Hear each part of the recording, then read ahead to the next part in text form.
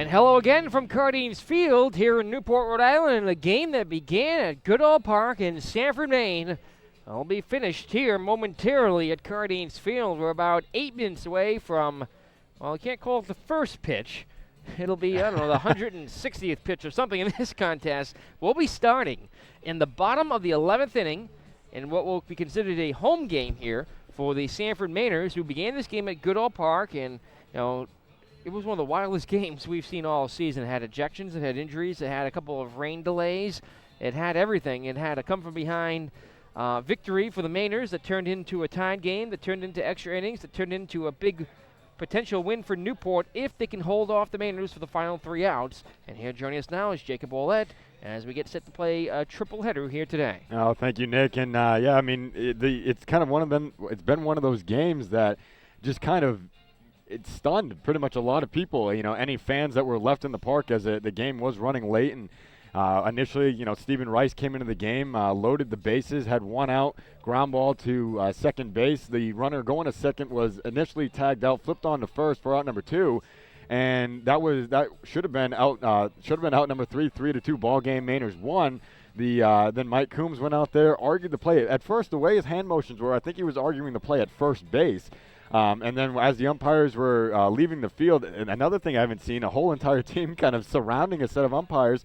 And then it went into not allowing the umpires to lead the field. Then they left the field, and then Mainers had already shook hands between themselves on the mound and waited at home plate.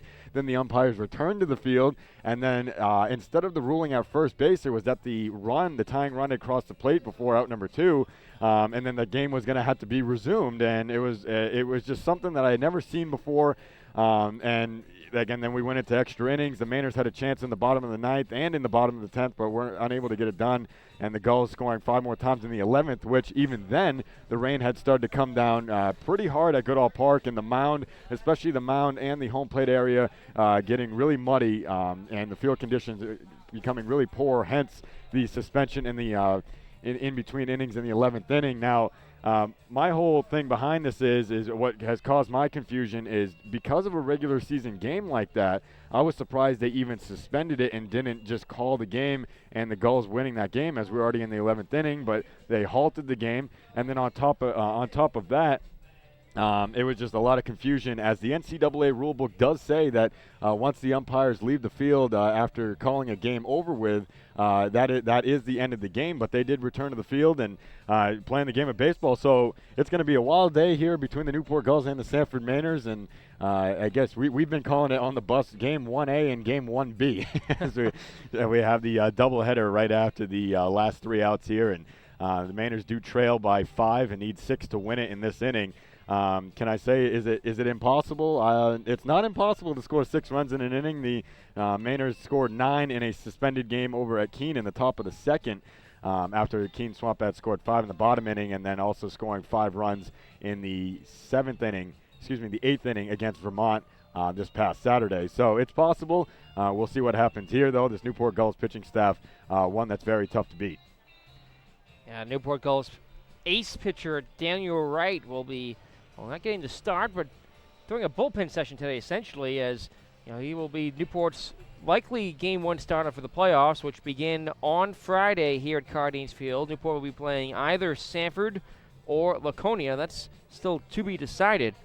But it'll be the Gulls and the Mainers here at Cardines Field, and what is sure to be an interesting afternoon of baseball, as Newport will have a couple of defensive changes here in this game. We'll talk about that. We'll talk about some other things going on around the NECBL when we come back in a moment as our pregame show continues on the NECBL Broadcast Network.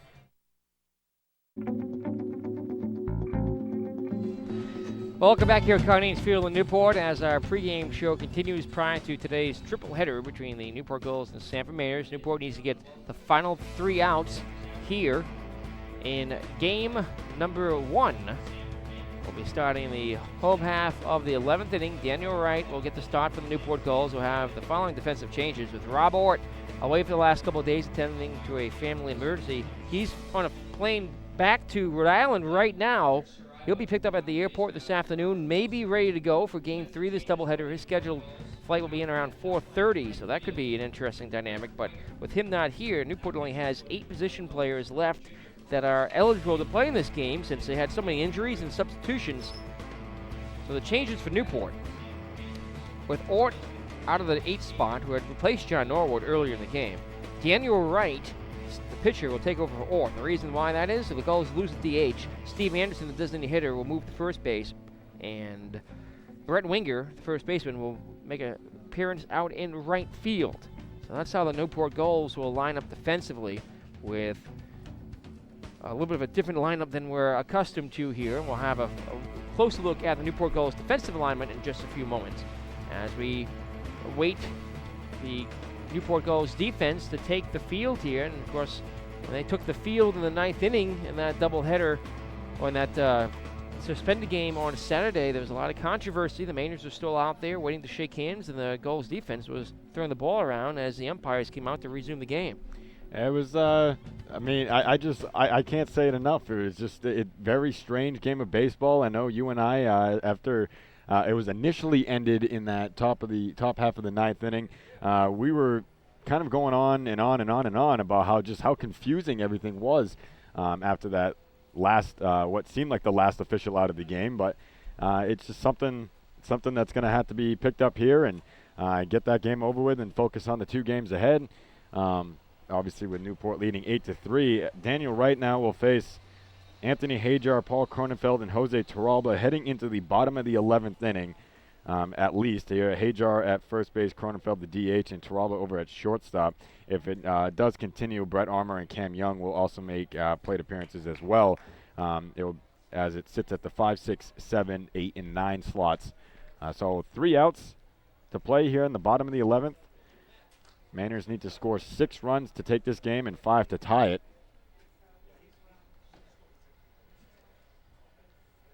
As we wait here, 2:30 was the game time, and the defense hasn't taken the field yet.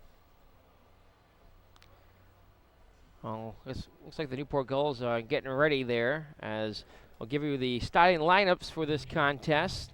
Just in the event that the Mainers don't either not get 5 runs or win the ball game and get more than 5 runs. So just in case the Mainers score exactly 5, we'll give you the starting lineups for both ball clubs. First, for the visiting Newport Gulls, leading off, if they get there, will be Charlie White batting second. We Matt Pereira replaced Jeff Melillo. The catcher early in the game went down the injury. Melillo still hurt. Will not be available for the majority of today's doubleheader. Maybe be able to pinch hit in Game 3.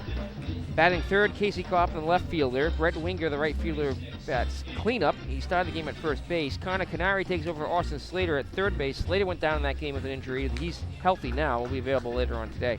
Steve Anderson moved from DH to first to replace Winger. Joe McKeithen bats 7th. He's the shortstop. Batting 8th is Daniel Wright, who replaces Rob Ort. And Wright will be the pitcher for the Newport Gulls as they lose DH. Blake Butera, the second baseman, rounds out the order for Newport. And they'll face off against the Sanford Mainers. And instead of starting off at the top of the order, you might as well start off with Anthony Hajar. Yeah, Anthony Hajar batting 5th will lead it off here in the bottom of the 11th. It'll be Paul Cronenfeld batting 6th. Jose Torralba batting 7th. Brett Armour, who was the catcher in that game, batting 8th. Cam Young batting 9th. And if it somehow goes even beyond that, Will Cooper, Eno Patron, Jordan Hagel, and Jordan Betts will follow the rest of that lineup, batting respectively 1, 2, 3, 4, and 4. So the Gulls and the Mainers will be back in a moment as our pregame show continues next on the NECBL Broadcast Network. Welcome back here at Cardines Field in Newport. We get set for baseball here in Game 1 of the triple header. Here to take you with the play-by-play is Jacob Bollett. And the first pitch here from Wright is called a strike right over the middle of the plate for strike 1. Anthony Hajar in that game was 0 for 4. His last at-bat came in the 8th inning where he flew out to center field. The next one, he lines it down the right field line, but into the street behind us. And the count 0-2 now here to Hajar. Hajar technically leading off a new day here. The pitch just outside. Not missing by much, though. The count is at 1-2. right? From the windup and the pitch. Breaking ball and swung on and missed from Hajar and one out here. 2 more outs until the Newport Gulls seal the victory for, as the Mainers have been calling it, game 1A. Now Paul Cronenfeld will step in the box. Cronenfeld was 0 for 3. He walked, however, in his last plate appearance in the 9th inning and got to second base, but was unable to score. The first pitch to him swung out and missed for a strike, 0-1.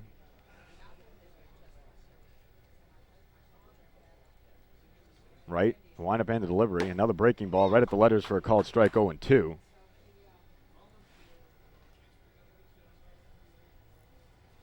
Both teams on shore just trying to get this game over so they can actually play some full games of baseball. Swung and a miss, strike 3. Back-to-back strikeouts here in the bottom of the 11th. So one more out, and the Newport Gulls take this one 8-3. So far, this game has lasted promptly a minute and a half.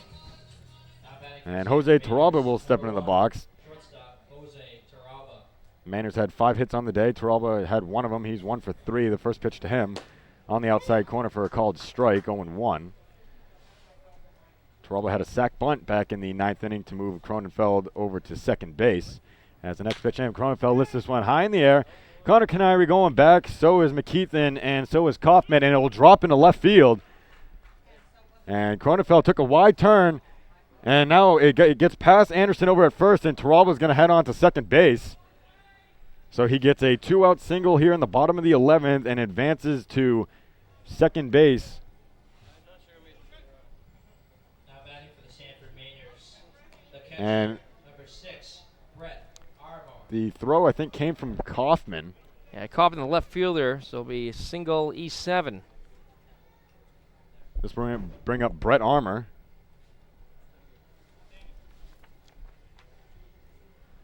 With a man on second, first pitch to Armour on the outside corner for a called strike. Armour was 0 for 3. He was hit by a pitch in the 9th inning. Reached on a fielder's choice and scored in the 8th. The 0-1. Swung in and missed. This ball was way outside. But the count 0-2. So the Gulls, 1 strike away from taking this game. It's lasted 3 minutes long. Right to the set now. Taraba over at second. The 0-2 pitch. Swung on and missed, strike 3, and this game's over.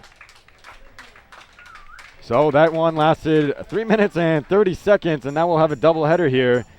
The Newport Gulls taking this game 8-3, and with it said, I believe Al Zier will get the loss for the Mainers. So Zier now drops to, actually that is his first decision, so he'll be 0-1, and I believe Caleb Kellogg will record the win for the Newport Gulls. And Kellogg now on the season 2-0 with 2 saves. No save, I believe no save for Daniel Wright. As that game, that was 8-3. So the Gulls shaking hands now. This first game over, and the first game of the doubleheader starting promptly at 3 p.m. Oh, I mean, we butchered the pregame. Not butchered it, but we've kind of, talked about it a lot. Not much to go over now. Not much to go over in 3 minutes. Striking out the side is Daniel Wright. Taraba did get on base with a single. and the wild one is finally over here. That game began July 26th, finished here July 30th. Now this game finally behind them. Newport and Sanford are free to resume Game 7 and Game 8 of the season series, which Newport Gulls are in the lead right now as the season series finale taking place here tonight. The Gulls now 5-1 against the Sanford Mainers, as Newport with the win here this afternoon in this very quick contest in 3 minutes and 30 seconds, our time of resumption. We're about 15 minutes away from the start of Game 2 of the triple header. So, shall we take a break? I've never been in this situation So before. we'll take a break. We'll come back. We'll have a little couple words for to wrap up this game, and then another preview for Game 2 to follow as we continue here on the NECBL Broadcast Network. Welcome back here at Cardines Field in Newport. Totals in this one for the Gulls: 8 runs, 11 hits, no errors, 9 left on base. For the Mainers, 3 runs on 5 hits, an error. They stranded 8. The game, we'll call it about 4.5 hours long, really about 5 days long. This game began back on July 26th, Saturday night, at Goodall Park in Sanford, Maine. It was delayed twice due to rain. From 8:43 to 9:19, a 37-minute rain delay. It was then suspended at 10:30 p.m. on Saturday night. So the game took 4 hours, 3 minutes to play, as we took just 3 minutes for Daniel Wright to strike out the side here in the last of the 11th, as Wright comes on to stop the Mainers here in this contest. Wright struck out Anthony Hajar, Paul Cronenfeld, and Brett Armour. Armour to end the game, all 3 of them on 3 pitches. Allowed a bloop single to Jose Tarabla, looped into shallow left field. Tarabla then reached second base on a throwing error by Casey Kaufman. So 1 error for the Newport Gulls, who have 8 runs with 11 hits and do strand 9. The Mainers strand 9 as well, 3 runs, 5 hits, and an error. The starters in this game: Peter Kelich went 7 innings, allowed an earned run, 3 hits, no walks, and 9 strikeouts through a wild pitch. He gets the no decision. Trip Davis started for the Mainers, went 5 innings and an earned run, 4 hits, a walk, and 8 Ks. Hit a batter. He also gets the no decision. The winning pitcher is Caleb Kellogg. He improves to 2-0. No save at Daniel Wright. Zaire is the losing pitcher for the Mainers. Attendance for this game, 308 at Goodall Park in Sanford, Maine. Finished here at Cardines Field as the Newport Gulls win it here by a final score of 8-3 in 11 innings. Don't go away. We'll have our extended coverage for the pregame show for Game 2 coming up next here on the NECBL Broadcast Network. Stay tuned. We'll be back with you in a couple minutes. Moment here. We'll be back on the NECBL Broadcast Network as we take a TV timeout here and recatch our bearings.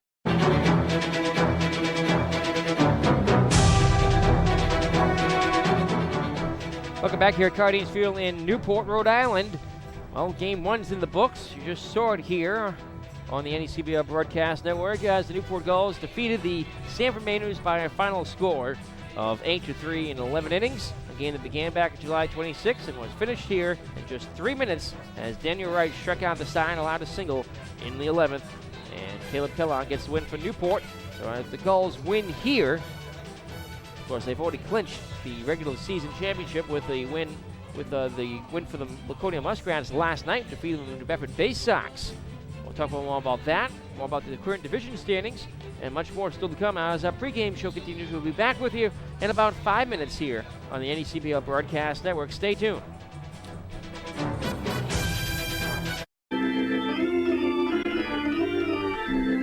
Welcome back here at Cardines Field in Newport. Very quickly to give you the starting lineups for today's ball game. First for the Sanford Mainers, here again is Jacob Ouellette. Thank you, Nick. Leading off is Eno Petrone. He'll be in center field. John Gorman will be in right field batting second. Anthony Hajar is at third base batting third. Jordan Betts doing the DHing batting fourth. Paul Cronenfeld in left field batting fifth. Jose Terrell will be at shortstop batting sixth. Gavin Stark at first base batting seventh. Nate LaPointe doing the catching for game 1 here of the doubleheader batting eighth. And Cam Young rounding out the order at second base, batting ninth. For the Newport Gulls, leading off will be Charlie White, the right fielder, batting second. Connor Canary, the second baseman. Hitting third is Casey Kaufman, the left fielder. Brett Winger, the DH, bats cleanup. Hitting fifth is Steve Anderson, the fifth baseman. Batting sixth, Matt Perret, the catcher. Hitting eighth is Joe McKeithen, the shortstop. And rounding out the order for the Newport Gulls, the center fielder, John Norwood. Mitch Horacek on the mound for Newport, the lefty out of Dartmouth. Dartmouth is a sophomore, native of Georgetown, Massachusetts, 6 foot, 185-pound lefty, and he'll be starting here for Newport when we come back. The first pitch next on the ACBL Broadcast Network.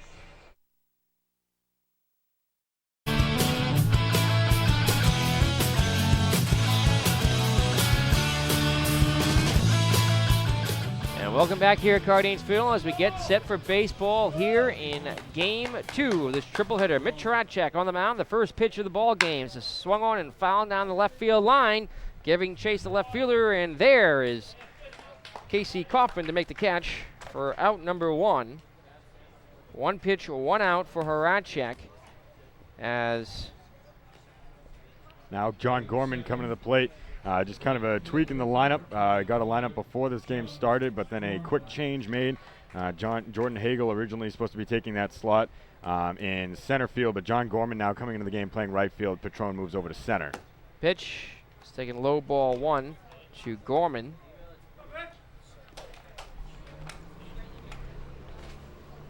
Next delivery, swung on and missed.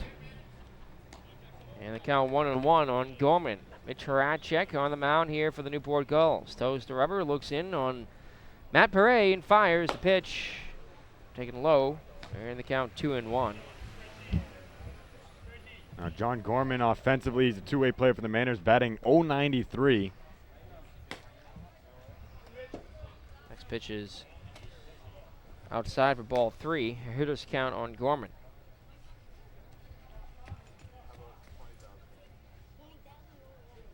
Horacek with 3-1. Just outside ball 4, 1 out walk. Issued by Mitch. Now bring up Anthony Ajar. Hajar stepped back into that box pretty quickly as he led off the bottom of the 11th of the suspended game that just got completed here at Cardines Field. That took place on July 26th back at Goodall Park in Sanford. Horacek, the lefty, from the stretch, deals. Fastball is low, and the count 1-0 on Anthony. Talk about a day, Nick, that everyone's just kind of running around. You got 2.5, well, it's sort of 2.5 games being played here today. Next pitch, second low.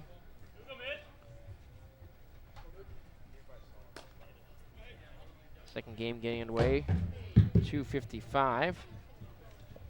First one got underway at 2:30. Pitch, check swing, it's taken low. Did they go? No, says the field umpire. Rob Wilson. Roger Saraiva calling balls and strikes behind the plate.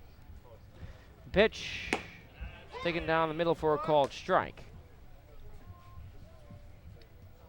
Of course, the Mainers and the Schooners getting rained out last night. Next pitch is swung on a line drive, well hit left field deep.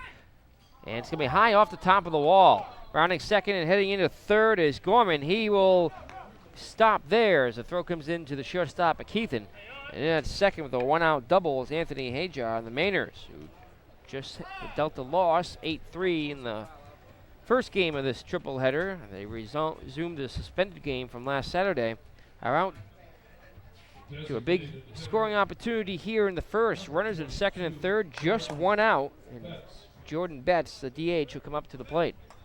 Nice piece of hitting there by Anthony Hajar, putting that one right in the gap and putting it right off the middle of that very tall fence that surrounds the outfield. And now Jordan Betts, who has slowly coming out of his slump. He's batting .286, but making his way back up in the Mainers offense. So Gorman at third, the go-ahead run. Hajar at second. This is a 7-inning game as Horacek from the stretch deals. Fastball is on the inside corner for a called strike. Newport Gulls, an off day yesterday. They were supposed to play against Vermont, but the game was rained out here at Cardines Field. There was rain throughout the day and in the evening, and the field was also pretty much unplayable after the heavy showers from the night before. The 0-1. Fastball is taken up the knees again, strike 2. Same location for Horacek. Newport lost 5-0 on the road at New Bedford the night before. The Gulls dropping that game in 5.5 innings again because of rain. So Horacek gets the sign from Perret from the stretch. The 0-2 delivery. Swinging a high pop up to right field. Going back is the right fielder under it. He leaps. He won't get it. It's off the wall.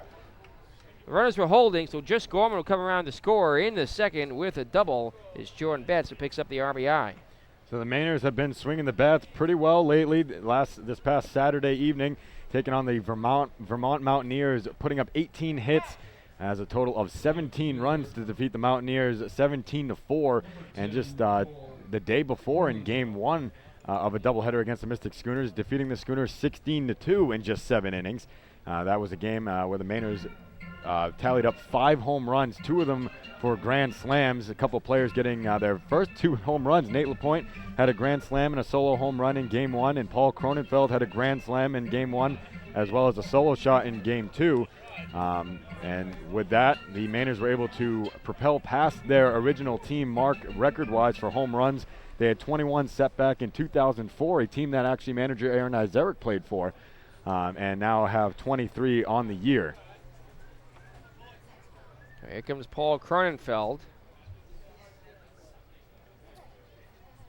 Batting from the left side, 2 runners in scoring position, 1 run home for Sanford. The pitch. It's taken for a strike, but bounces away from Matt Perret, who's going to have a long day today. Perret had to catch the the only inning that was played in the game that was finished earlier. He'll catch likely all 14 innings of this doubleheader. Hopefully we don't see any extra inning play. Runners lead at second and third. The 0-1 is taken low and away, and the count even at 1-1. Cronenfeld.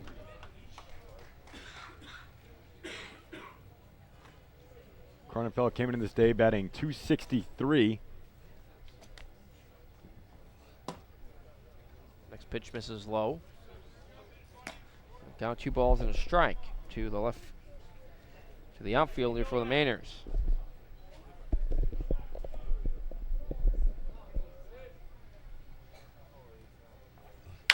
Pitch swung on and popped up left side.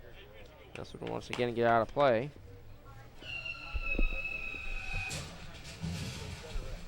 Roger Saraiva calling balls and strikes behind the plate in this one. Rob Wilson is the field umpire.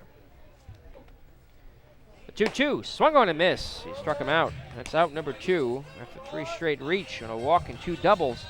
There are 2 down for Jose Torabla, the shortstop. Nice pitch there from Horacek, excuse me. Number 1, Jose Torabla. Torabla, the shortstop. Stands in from the right side with 2 runners on in scoring position. The first pitch to him is taken low for ball 1. Torabla on the year, batting .277 coming into the day. They have Mississauga, Ontario. The 1-0. Ground ball bouncer, third base side is foul. Aaron Izeric feels it. Throws it back to the pitcher, Horacek. Mainers wearing their white pants, but with their green batting practice jerseys, the white lettering and numbers. 0-1. Taken high on the inside corner for a called strike. 1-2 on Jose. The Gulls exclusively have white pants with the blue and orange stripe down the side.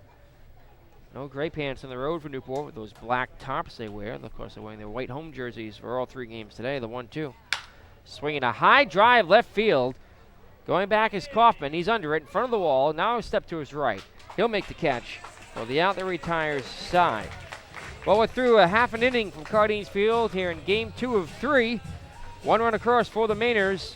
It's Sanford 1, the Newport Gulls coming to bat on the NECBL Broadcast Network.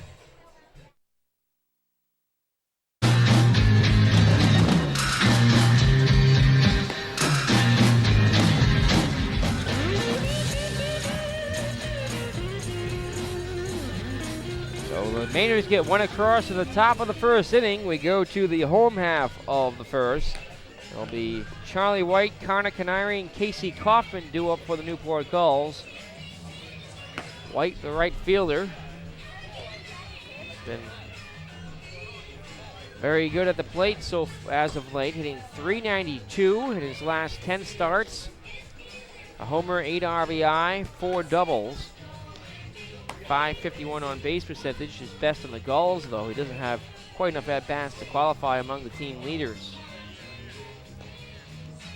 Speaking of enough bats to qualify, now Jeff Melillo hitting .400, .550 on base percentage through 25 games. He only has 90 at-bats and team high 26 walks, so he's been out now for a few days, and if he can't recover from this injury, I wonder if he'll have enough at-bats to qualify among the league leaders. He is leading the NECBL in average and OBP for the moment. Yeah, no, it's one of those things where it's kind of a bummer if it does come to the end of the season, he doesn't have enough at-bats to qualify. And however, even if that is the case, you can't frown upon that at all. It's Malillo putting up the numbers that anybody would want to see, no matter how many at-bats. First pitch from Matt Horan is outside for ball 1. Horan has appeared in 10 games, making his first start here for the Mainers. 1-0 from Horan is on the outside corner, a strike to Charlie White, who is a tough man to strike out. He's only fanned 6 times, 51 at-bats. Toughest goal to strike out this season. Hornstone, 10 innings, giving up 17 hits, 18 runs, 10 of them earned. 9 walks, 10 strikeouts. He's 0-2. 1-1 drops in there for a strike. 0-2 with 1 save and has a 9 ERA. Looking to lower that here. Horn out of Franklin Pierce University in Boston, Massachusetts. The 1-2, swung on a miss, he struck him out. Charlie White, who's, I mentioned, the toughest goal to strike out so far this season. Fans, that's the first out in the last of the first, where the Mainers lead 1-0. Newport quickly retiring the Mainers in the bottom of the 11th of the game earlier today, just about a half an hour ago, taking the 8-3 win. Connor Canary steps up from the left side, takes the first pitch high for ball 1. Defensive lineup for the Mainers, left to right in the outfield, Paul Cronenfeld, Eno Patron, and John Gorman. Left to right in the infield, Anthony Hajar, Jose Twelbert, Cam Young, and Gavin Stark. Ground ball bounce to the shortstop. He has it, throws across to Stark in time. That's out number 1. Nate LaPointe doing the catching for Horan. So this is the Mainers' 3rd doubleheader in less than a week and a half. Had one last Monday against the Mystic Schooners, had one Friday against the Mystic Schooners, and now have one today against the Newport Gulls, of course, finishing that first game. So an unofficial triple header. First pitch is low and away to Casey Kaufman.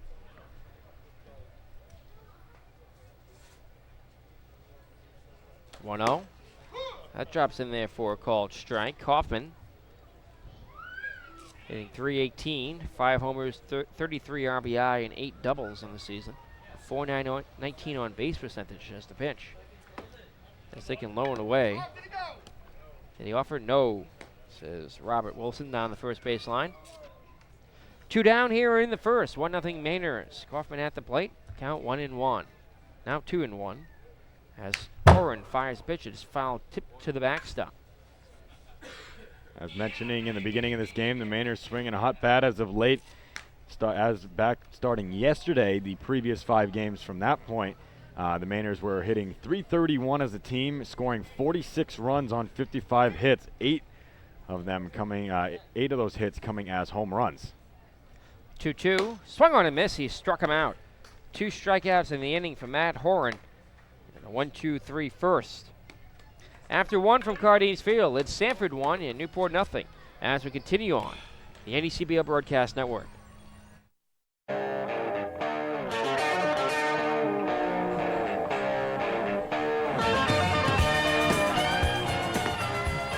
Welcome back here at Cardines Field here in Newport, Rhode Island. We go to the top half of the second inning. Brett Winger, Steve Anderson, and Austin Slater.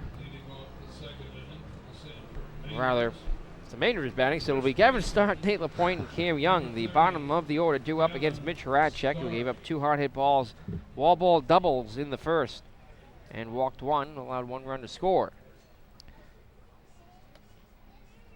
A pitch.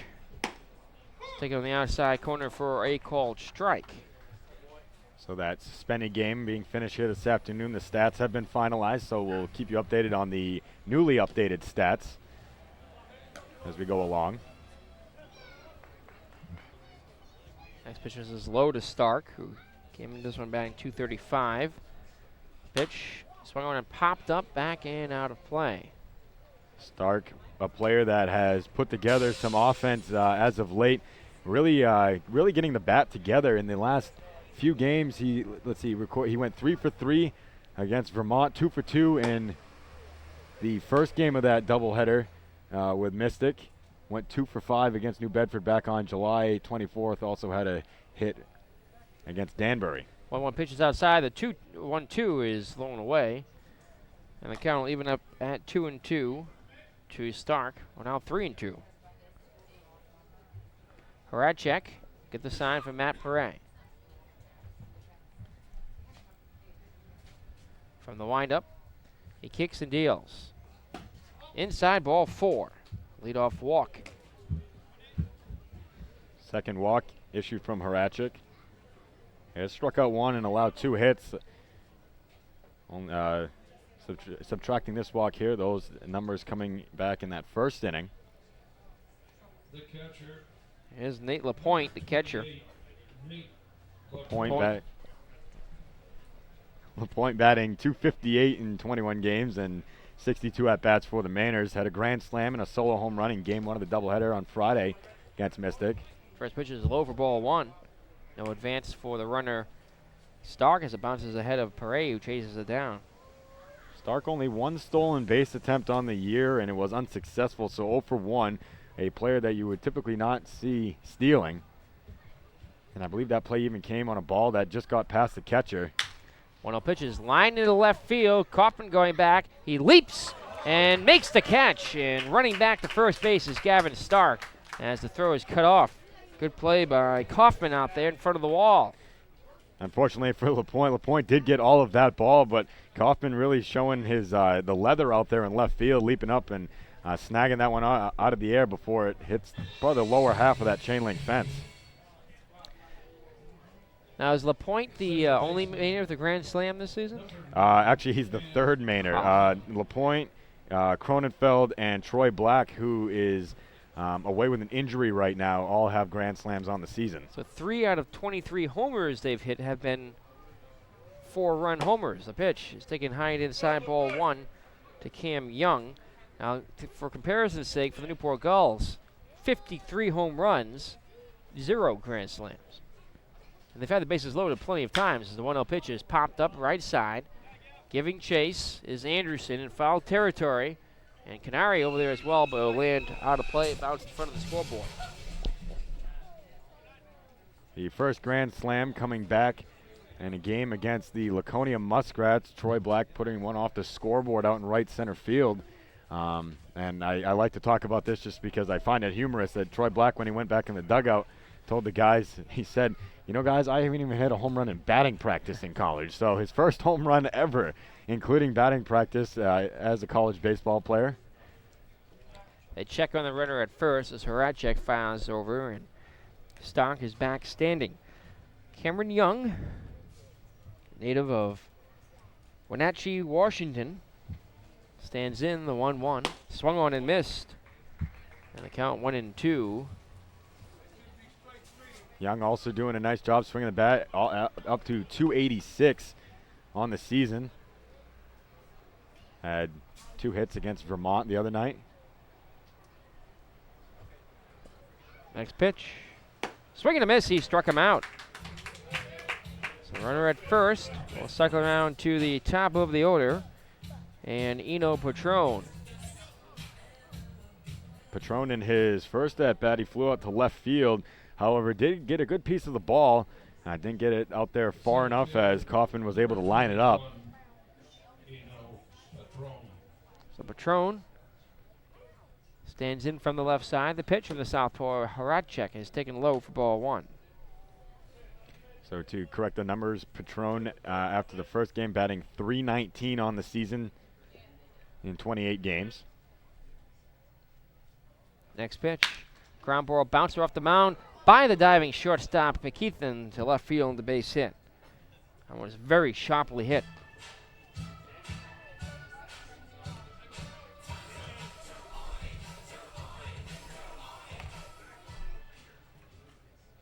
There's John Gorman, who walked and scored the game's first run back in the first inning.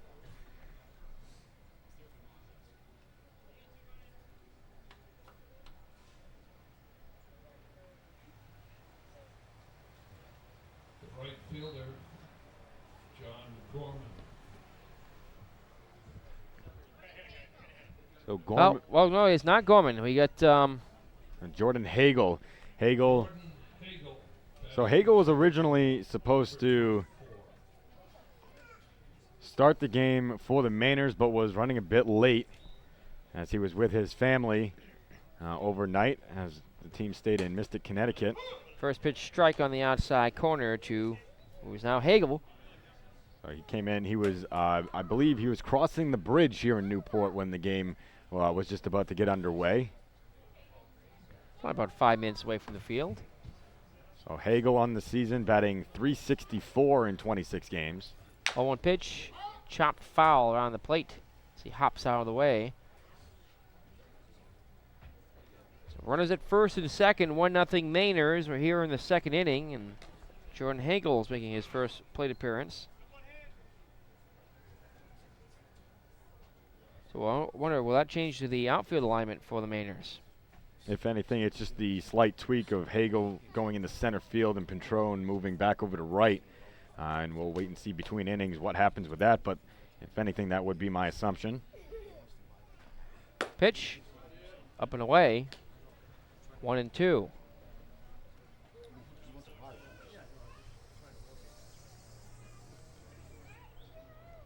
the Mainers staying over in Connecticut overnight. Drove to Newport this morning. 1-2 pitch is a looper left side, base hit. Stopping at third is Stark as the throw comes in from Kaufman. That one was sharply hit. So he found the gap between McKeithen and Slater. Set the Newport Gulls defensive alignment for you. Casey Kaufman in left field, John Norwood in center, Charlie White in right.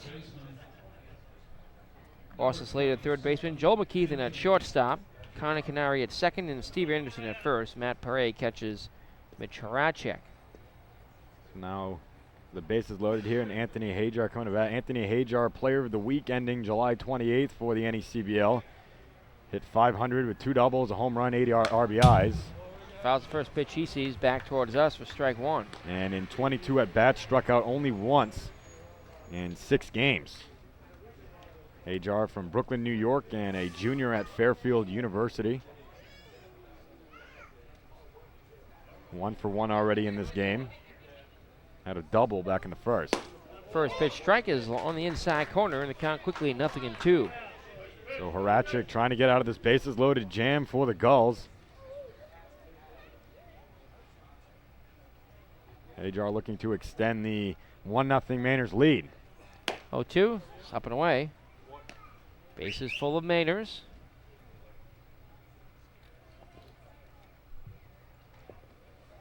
Stark from third. Petrone at second. Hagel at first. Horacek trying to keep this a 1-0 game. Set it to the last of the second. From the stretch. He deals. Low and away, ball 2. So Horacek just here in an inning and 2/3 so far, throwing 45 pitches. The Mainers running up his pitch count.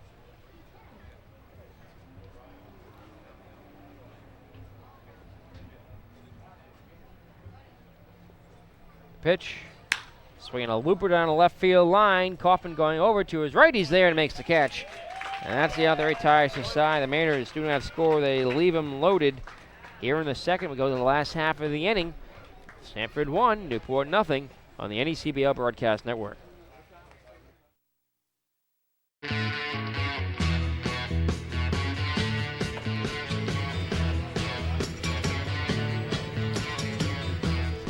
Welcome back here at Cardines Field. I want to give you a reminder that this copyrighted telecast is the exclusive property of the Newport Gulls Baseball Club and the New England Collegiate Baseball League, presented by the authority of the NECBL Broadcast Network for the entertainment of our listening and viewing audience, and may not be reproduced, re-recorded, or retransmitted in any form.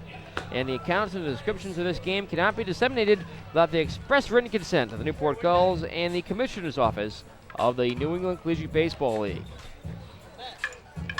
Last of the second at Cardines Field. Newport Gulls went down in order in the first. Will send 4, 5, and 6 to face Matt Horan here in the second. Matt Horan getting the Gulls in order in the bottom half of the first inning, recording 2 strikeouts. First pitch misses low, ball 1 to Brett Winger. Will be fouled by Anderson and Slater here. Next pitch. Fastball misses high, and the count quickly 2-0. Already 4 hits, 5 left on base for the Sanford Mainers. No hits yet for Newport. The pitch. Fouled back towards the screen. Count 1-2 if you're joining us in this early afternoon triple header. Thank you. Well said, Nick. 1-2, curve. Drops in there for a strike. It was a 2-1. Now the count leaving at 2-2. That ball started pretty much right at the chin of Winger and dropped off the table, ended up right at the belt. Next delivery from Horan. Skips in there for ball 3. No, it's not easy to tune into an early afternoon game, especially if you live on the East Coast at least. A beautiful day like today. There is not a cloud in the sky. Game time temperature was around 74 degrees under sunny skies. Just a perfect day for baseball. No humidity. A south wind blowing at 5 to 10 miles per hour. Especially with the rain that we've been having. I'm sure people are just itching to get outside and do something. There's not one cloud visible here. 3-2. Strike 3 called in the inside corner. Winger knew it. He heads back to the dugout as he's frozen on the breaking ball inside from Horan. That's his 3rd strikeout already as Steve Anderson will come up to the plate. The team trailing 1-0, looking for some base runners. Horan struggled in the earlier part of the season on the mound, again, all coming out of the bullpen, but as of late, just like the rest of the Mainers team, finally settling in, finally putting something together. First pitch to him. It's fouled away for strike 1.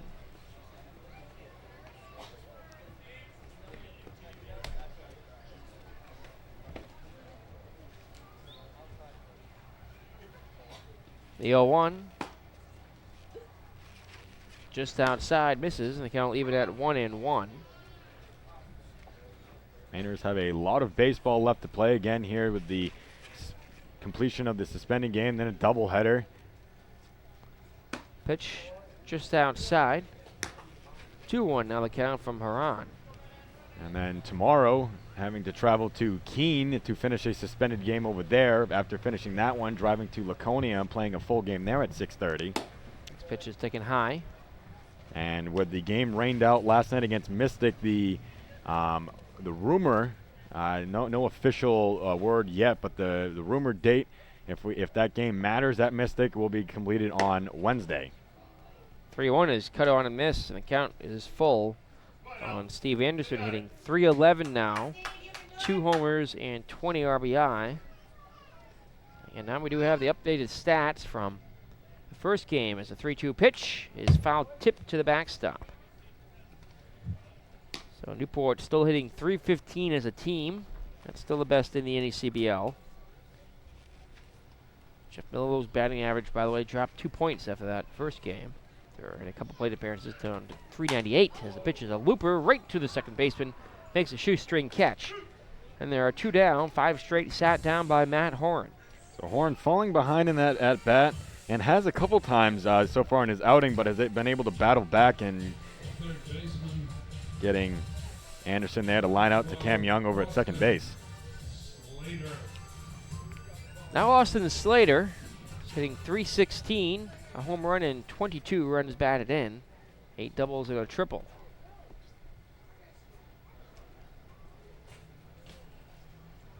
Gulls looking for the first base runner. The pitch high and inside for ball 1. This is only a 7-inning game. The nightcap will also be a 7-inning contest. We'll have a quick post-game show after this game, and we'll take a little break. Be back with you around 6:05. The 1-0 pitch. Fastball on the outside corner for a called strike. And we thank you for tuning in, and also thank our volunteer crew. They were here at 11 a.m. this morning, setting up our cameras, getting everything ready to go. We started taping the pregame show around 12:30 as the 1-1 pitch is popped up. Play ball on the infield. Who wants it? The catcher is called off by Stark, who will make the catch in fair territory in front of the first base bag for the out that retires to side. 6 straight sat down by Matt Horan. We're through 2 innings of baseball already from Cardines Field in Newport, Rhode Island. Sanford Mainers 1, Newport Gulls nothing here in Game 2 of this tripleheader on the NACBL Broadcast Network.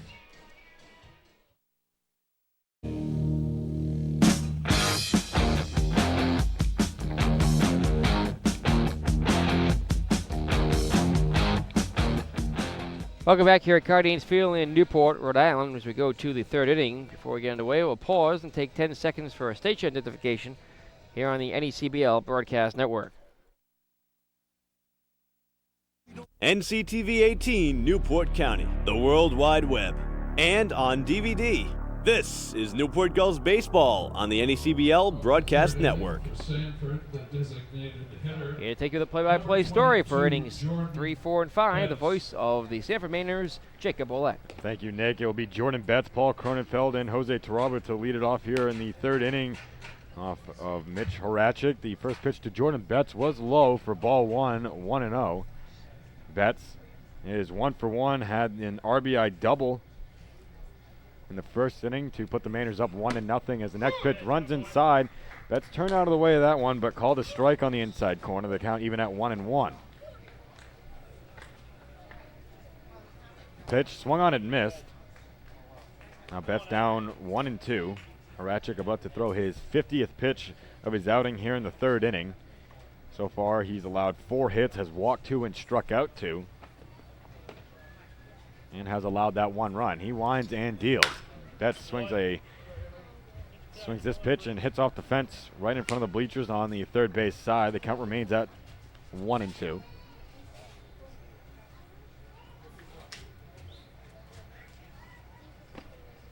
And the pitch.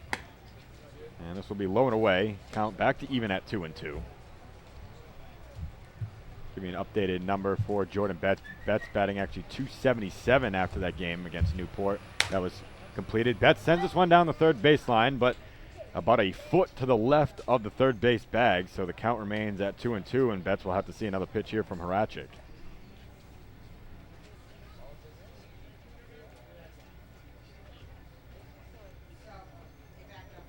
And the 2-2 delivery. Just inside. Betts started to go around but held back. So the count now full at 3-2.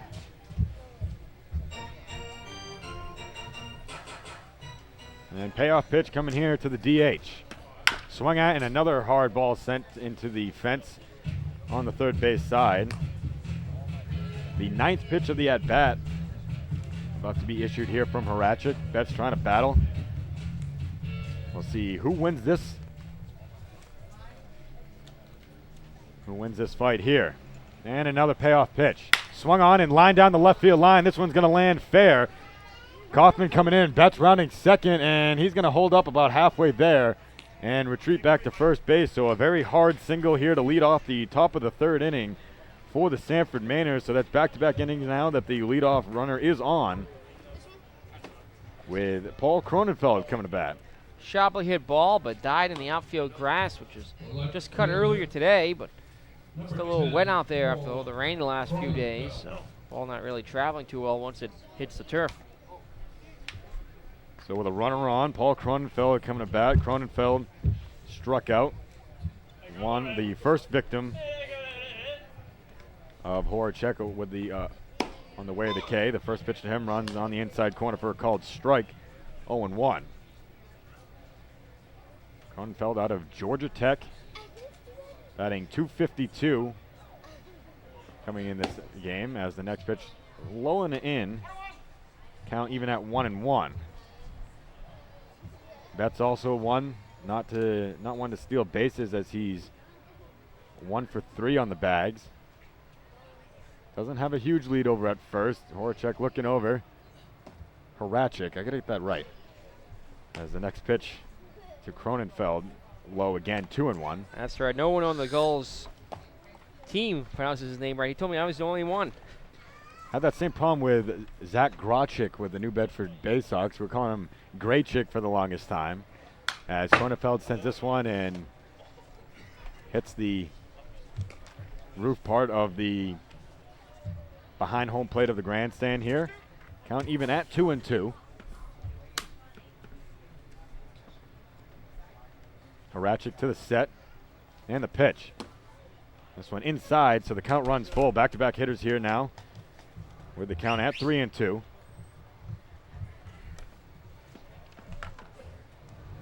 Mainers playing their 38th game.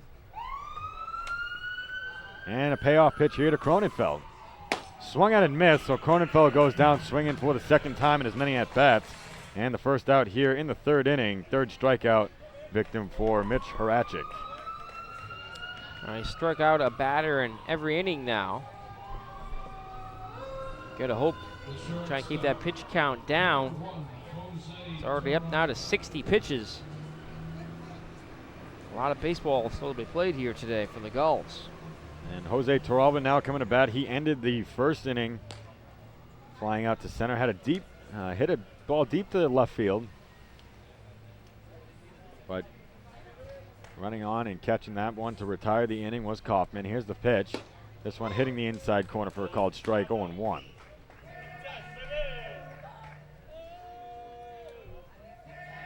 Mainers currently sitting a game behind third place of the Laconia Muskrats as they check over at Betts again at first base. As the Mainers 14-23. And correction, it's actually, there's the game. Here's the pitch, low and down and in. Count even at 1-1. So the Mainers 13.5 games behind and behind first place, and Laconia at 12.5. Or 13 games. No. Trying to do the math. My math skills here. I'm trying to do this from adding in the first game of this day as the 1-1 pitch. Torralba chops this one just past the glove of Horacek, and there's no play as this one's going to squeak into left field, and Betts is going to advance to third. Torralba taking a wide turn at first base, but will hold up there.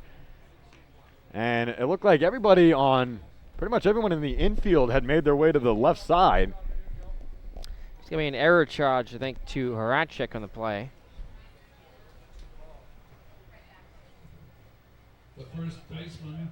Horacek, that got past Horacek, though, when he went over. Ranging over for that, so I would imagine it would be either Slater or McKeithen.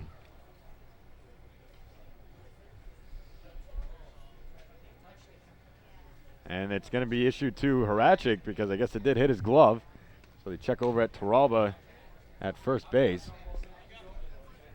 So Betts on to third base.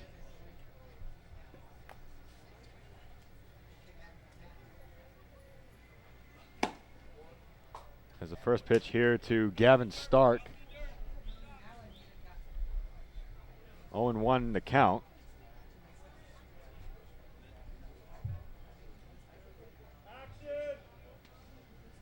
Horacek to the set. Another check over at Torralba. So the correct numbers now, 13.5 games behind is Sanford, 12.5 is Laconia, so a game behind.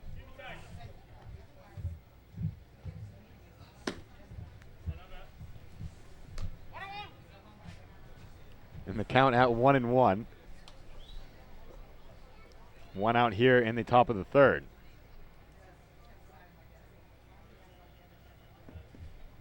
Horacek looks over at Torralba and another check.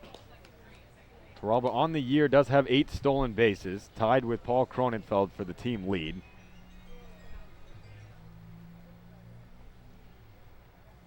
And the pitch. On the inside corner. Stark slightly disagreeing with that call, but we'll take it. So the count at 1-2.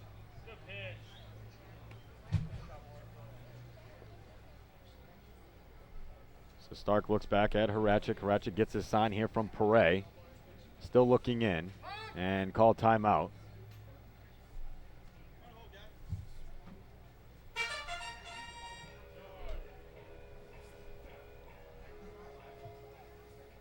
And the 1-2 pitch. Swung on and missed.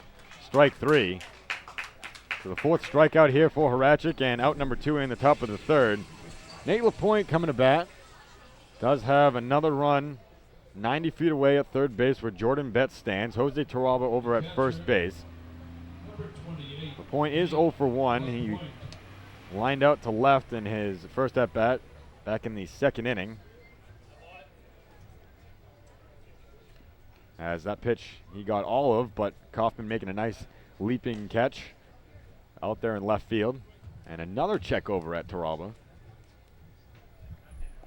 68 pitches here for the Newport Gulls starter. He's to the set, and the first pitch here to LaPointe, way outside, ball 1-0.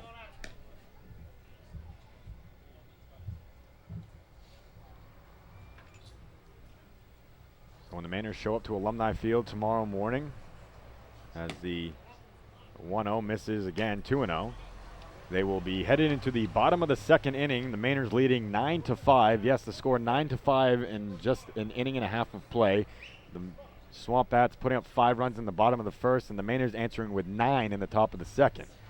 And LaPointe swings at this pitch, sends it foul, and going over is Anderson, but that one will get out of play and hit off the, looks like the roof of the pub down there on the right field line. And the count at 2-1.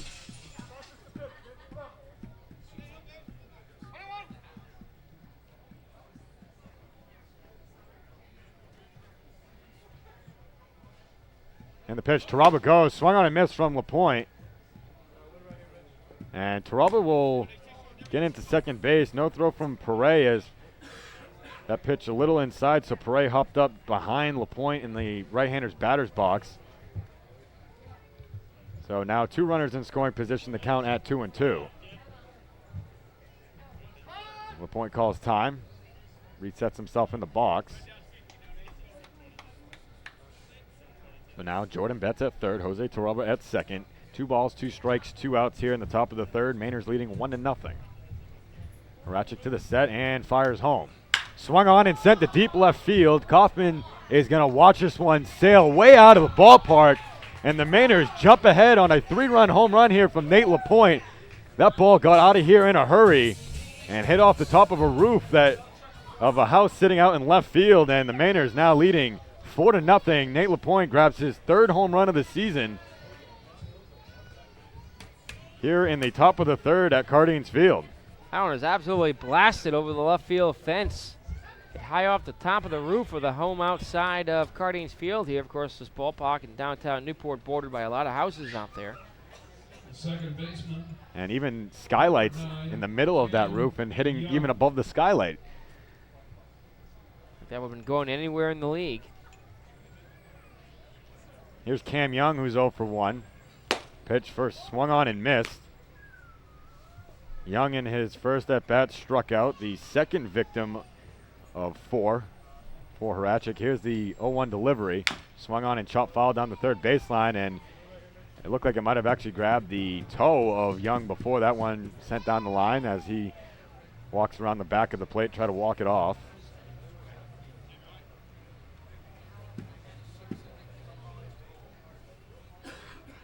Cam Young out of Whitman College in Walla Walla, Washington, native of Wenatchee.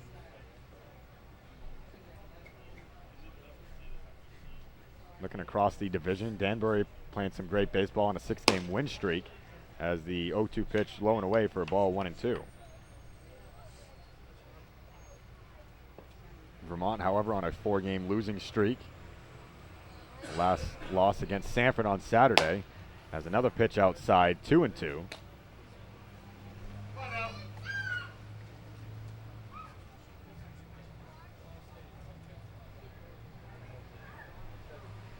And 2-2 pitch. Swung on and sent foul again down the third baseline. The count remains at 2-2. 78 pitches now, 32 in this inning here from Mitch Horacek. Has allowed 6 hits, 2 walks, and 4 strikeouts, and the 4 Sanford runs. And the 2-2 pitch. Swung on and sent hard to the shortstop McKeithen. Picks up, throws over to first, and beats Cam Young over there by a couple steps to end the inning. But not before Nate LaPointe lasers a ball over the left field fence to put the Mainers ahead 4-0 as part of that 3-run home run. We played 2.5 here at Cardines Field. We head to the bottom of the 3rd here on the NECBL Broadcast Network.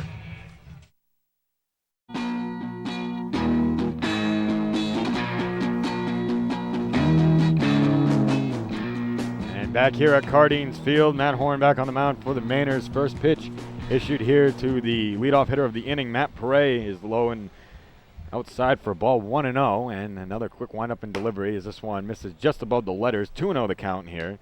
Joel McKeithen and John Norwood behind Perret. About here in the bottom of the third. Mainers leading 4-0. And the 2-0 pitch stays up again, so quickly 3-0 here to the Gulls catcher.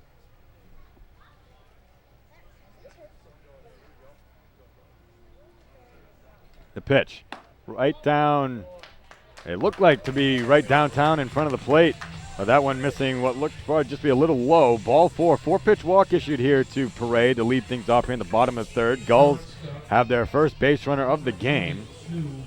Joel McKeithen.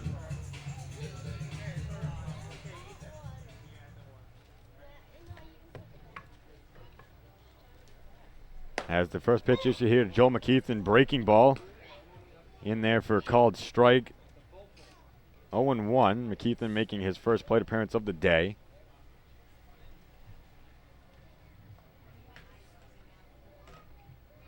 The 0-1 pitch swung on and missed. So quickly down 0-2 is McKeithen. Last night, 2 games getting rained out. Sanford getting rained out at Mystic. And there's a pitcher warming up in the bullpen for the Gulls. Looks like John Brzezinski's out there. The 0-2 pitch misses down and in for a ball 1-2. Holyoke and North Adams playing though. Holyoke making the trip to North Adams, defeating them 10-3 at Joe Wolf Field. Laconia defeating New Bedford at Paul Walsh 8-3. Swung on and missed. Strike 3. Joel McKeithen goes down as victim number 4 for Matt Horan. So both pitchers now having 4 strikeouts during their outing here. And now the center fielder John Norwood, and who complete the Newport Gulls lineup for the first time. Horn to the set. And the pitch. Breaking ball again. Starting just about the letters and ending up at the knees. 0-1 the count. Perret led off the inning with a walk. First walk issued here from Horan. Takes a quick look back over at Perret. Fires home. Another breaking ball. This one stays up and in. The count even at 1-1.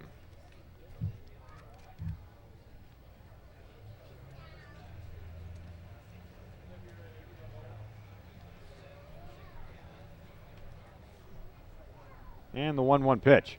Swung on and fisted foul just over the right field part of the grandstands, and Norwood down 1-2.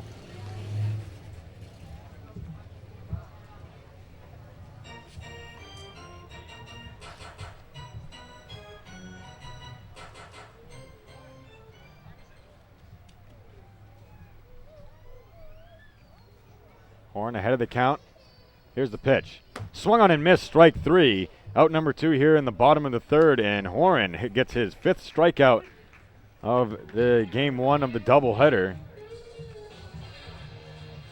Or, as I've been saying all afternoon, the Mainers referring to it as game 1B, game 1A being the completion of the suspended game. And this will bring up the top of the order, Charlie White. He's 0 for 1. Was the first strikeout victim for Horn. This one sent up the middle. Terrell ranging over behind the second base bag and flips behind his back to Cam Young over at second base to get the lead runner in out number 3. Perret reaches with a leadoff walk, but nothing doing here for the Gulls. We head to the top of the 4th. The Mainers leading 4-0 over the Newport Gulls here in Newport, Rhode Island, here on the NECBL Broadcast Network.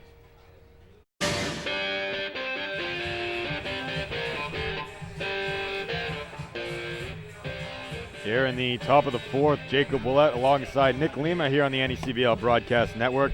Sanford Mainers leading 4-0 as we enter into this 4th inning. New pitcher on for the Gulls will be John Brzezinski. John Brzezinski entering the game here for Newport. I haven't seen him in quite a while. He's been fighting off a little bit of shoulder soreness from what we've been told. Brzezinski entering the game here for Newport and trailing 4-0. Mitch Horacek just goes to 3 innings, allows all 4 runs on 6 hits, walking 2 and striking out 4. Brzezinski Making his 5th appearance of the season. He started 4 games. This is his first out of the pen in 12 2/3 innings of work. He's allowed 24 hits, 18 runs, 16 of which are earned, walking 4, striking out 10. His record is 1-1. He'll face the top of the order here for the Mainers, Eno Patron, Jordan Hagel, and Anthony Hajar. Brzezinski also having an 11.37 ERA in those 12.2 innings. Center fielder, number 21, Eno Patron. Eno Patron 1 for 2. Had a single in the second inning as he swings at the first pitch here and sends it just foul on the third base side. 0-1. Patron one to swing at the first pitch if he likes it and has done successful as back against the Bay Sox on July 24th. Had 3 hits and 3 at-bats as this one misses low for a ball 1-1, and all 3 at-bats saw a total of 4 pitches and then ended that night with a 4 for 5 performance. As this one just catching the outside corner. Called a strike. 1-2 here to Patron. Mainers got the leadoff runner on in the second and in the third. Patron trying to do that here. He's down 1-2. Here's the pitch. Swung on and sent into right center field. Norwood going back and ranges over to retire Patron for out number 1 here in the 4th inning. Brzezinski's velocity was down a little bit his last couple of outings. A little sharp there in that at bat to Patron. His fastball seemed to have a little more movement on it. Right fielder, Opponent's hitting .407 against him. It's the worst batting average against on the Gulls. With 1 out, Jordan Hagel now coming to the plate. He's 1 for 1. Replaced John Gorman, who started things off in the outfield. Hagel coming in and replacing him as he sends his first pitch foul and into the street behind us. 0-1 the count. Hagel had a single in that second inning. Well, it was stranded. As the 0-1 pitch is swung on and sent foul off his shin. Second time he's done that today. Kind of laughing with home plate umpire Roger Sareva about it.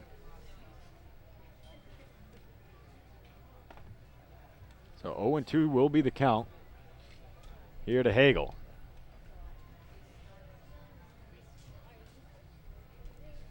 And the pitch. Just high. A little outside as well. 1-2.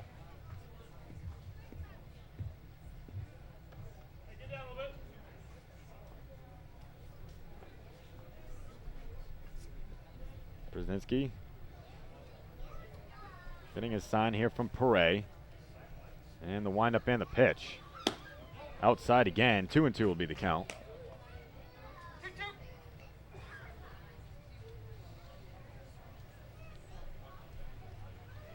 Hagel out of the University of Maryland.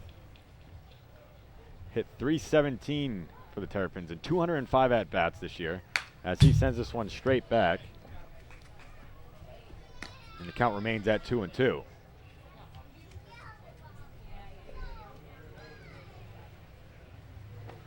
This will be the final visit to Cardines Field for the regular season at least. We'll wait and see what happens when playoffs come around, where the Mainers will end up, whether it be 3rd or 4th. If it is 4th, as Hagel sends this one, fights it off down the third baseline, fielded by Mainers head coach Aaron Izarek over at third base coach's box. Mainers do end up in 4th place. They will face Newport in the first round of the playoffs. But if they end up in 3rd, it will be the New Bedford Bay Sox. And the 2-2 pitch. Swung on and sent straight back to the pitcher as Brzezinski takes it and flips on to Anderson over at first for out number 2 here in the 4th.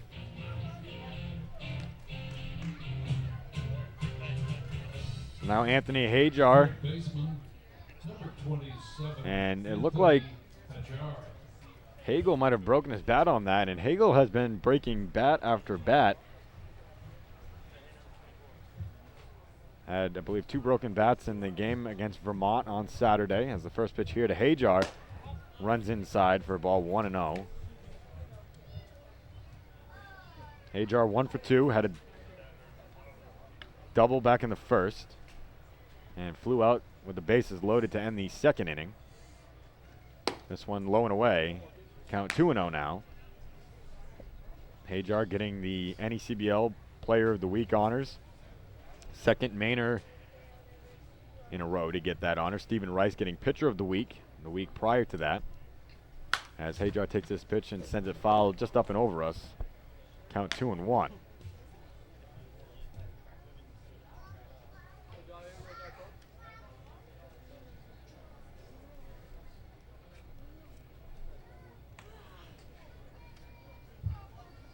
Brzezinski about to throw his 15th pitch here in relief as this one catches the outside corner. Hajar thinks it was a bit outside, but the count now evening up at 2-2. With 2 outs here in the top of the 4th, and the Mainers leading 4-0. Mainers have yet to be retired in order, and this one low for ball 3, so it'll be a full count now, 3-2. In danger of being retired in order for the first time in this game. First time John Brzezinski's appeared in a game since July 16th. They get the loss versus Keene. Newport's big 8-20, or 20-8 loss here. Worst loss in team history. Hajar called a quick timeout, stepped out of the box, now back in. Brzezinski gets a sign from Perret, and the payoff pitch coming here to Hajar. Swung on and sent hard up and over the glove of Slater. It took a bad hop. That's going to be going in for an infield single. That ball, Slater had that one all squared up, took a hop, and Slater was able to slap it down at the last second as it started to sail over his head. So Hajar will collect his second hit of the day. He's 2 for 3. And they have 2 outs here in the top of the 4th, and Jordan Betts coming to the bat.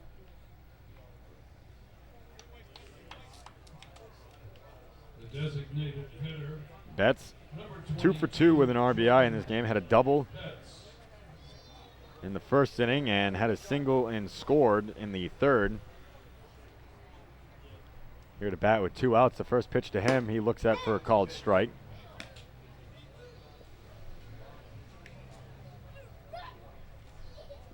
Jordan Betts out of Duke University.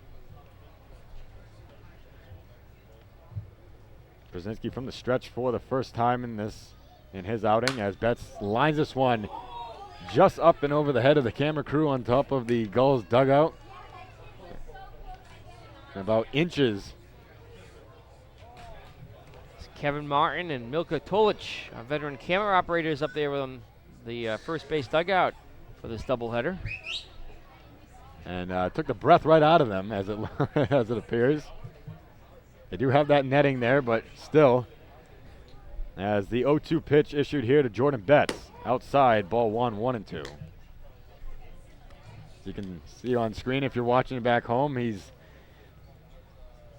looked like to be a heart stopper there. That one also just sailing out of inches above the fence at the top of the grandstand here to the right of us. Yeah, they've got the yellow screen protecting him, but not where that ball was headed. And the 1-2 pitch here from Brzezinski here to Jordan Betts. Swung on and sent foul above us. Count remains at 1-2.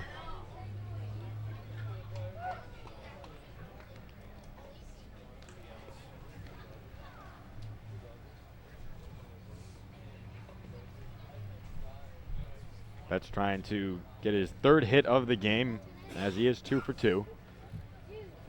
And another 1-2 pitch coming from Brzezinski. Swung on and missed, strike 3. So the Mainers do grab a hit here in the 4th. And the Mainers have had at least one base runner on every inning as we head to the bottom of the 4th. The Mainers leading 4-0. You're listening to the NECBL Broadcast Network.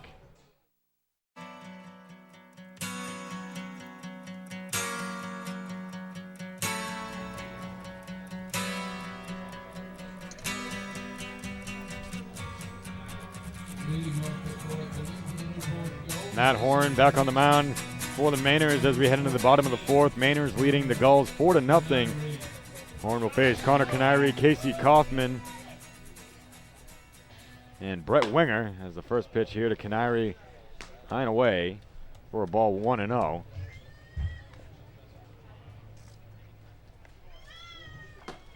This next one also missing in about the same spot. 2-0 now here to Canary, who's 0 for 1. Grounded out to short back in the first. And the pitch swung on and missed. Canary hitting .336, a homer, 17 RBI, 8 doubles and a triple. Triple coming in that game that was completed earlier today. It wasn't in the stats though because it happened last Saturday in that suspended game. And Canary fights this one off, sends it out of play on the right, on the left side. The count even at 2-2. This is bases clearing triple in the top of the 11th inning that gave the Gulls the final score of 8-3 in their 8-3 victory.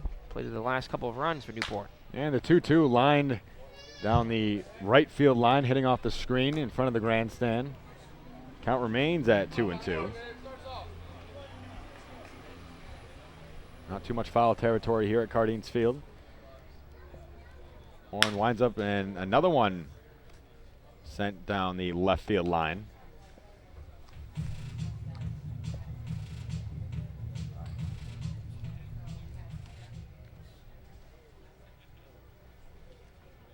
And another 2-2 delivery. Breaking ball that just misses outside and the count runs full. Well, that one was close as LaPointe tried to frame it.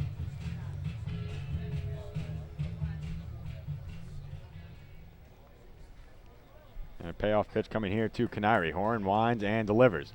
Swung on and sent very high, heading into shallow left field. Paul Kornenfeld coming in, calling off Toralba, and will bring it in for the first out here in the fourth.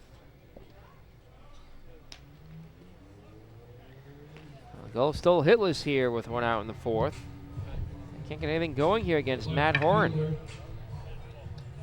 They'll bring up Casey Kaufman, who's also 0 for 1. Kaufman, one of the 5 strikeouts that Horn has on the afternoon. And the first pitch to him, breaking ball that started at the strike zone but ended in the dirt right behind the plate. 1-0. Here's the pitch. This one misses high. 2-0.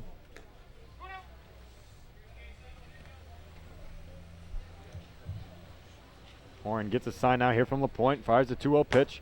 This one catching the outside corner right at the letters for a called strike. 2-1 now to the left-handed hitting Kaufman. Horn working quickly. Here's the 2-1 pitch. Swung on and sent foul high and out of play. Betts takes a, Hajar takes a few steps towards the third base grandstand, but runs out of room immediately. In the count at 2-2. I'd like to thank Ann tuning into this afternoon's broadcast. Sent us a lovely email thanking us for providing the coverage here today. Thank you for tuning in, Ann. The 2-2 pitch, breaking ball that just misses. Another pitch that LaPointe framed for quite some time, but doesn't get it. So back-to-back hitters here with a 3-2 count. Horn gets the sign he likes. Here's the payoff pitch. Swung on and sent foul back. And had a good question in email. Will the St. Baldrick's event and head shavings be broadcast on Friday? The Gulls baseball night has been rescheduled after the rain out last week to this Friday, game 1 of the playoffs, and we will carry that here on the network. Payoff pitch, this one low in the dirt for ball 4, so Kaufman will head down to first base with the second walk issued from Horn. This one coming in the bottom of the fourth, 1 out, and Brett Winger coming to the plate. Winger struck out his last time. As important as Friday's playoff game is going to be on the field for Newport, I think the off-the-field events are going to be very important too as the Gulls look to raise tens of thousands of dollars to help cure kids' cancer. Horn takes a quick look at Kaufman, comes to the set. Here's the first pitch here to Winger. Breaking ball that ends up just inside for a ball 1-0.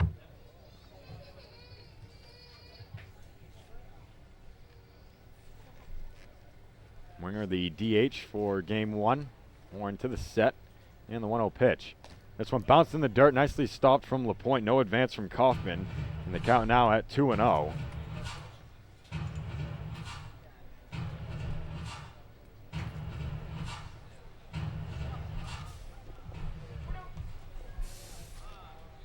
Horn stands at 6'5". Tall right-hander. Here's the 2-0 pitch. A breaking ball that is right over the middle of the plate, called a strike, 2-1.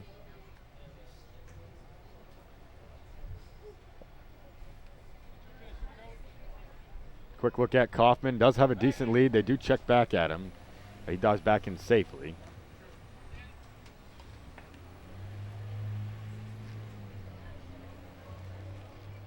Another decent sized lead from Kaufman. Horn to the set and the pitch. Another breaking ball that's on the inside corner. Snap throw back over to first. It was in the dirt, but Stark able to come up with it.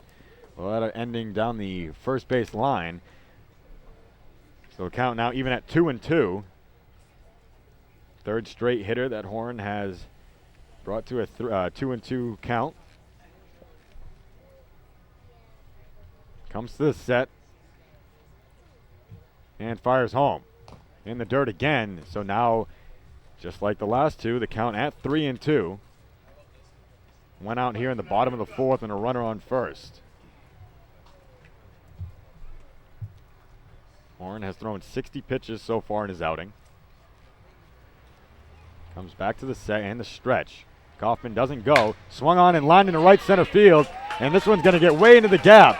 So one run's at least going to score. They dig it out of the corner. Winger's going to try for third, and he doesn't, as he has to go back into second base. So Kaufman able to score all the way from first on an RBI double off the bat of Brett Winger, with one out here in the bottom of the fourth. The score now 4-1 in favor of the Mainers.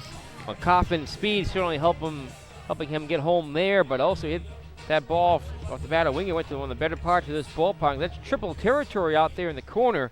Mainers outfield got to it pretty quickly, though, and held him to that long double.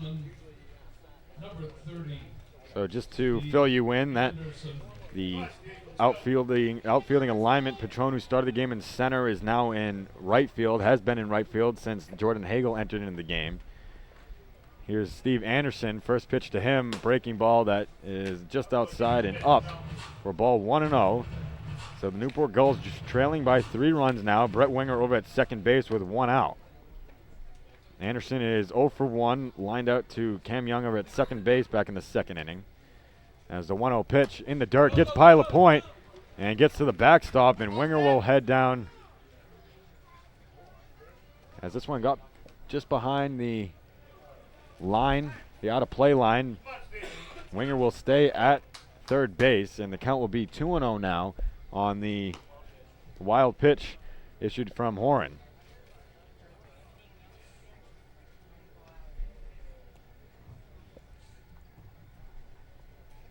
Horn just a tad rocky here in the fourth inning. As the 2-0 pitch here, breaking ball swung at and sent foul, knocks the mask off of Nate LaPointe. The count 2-1.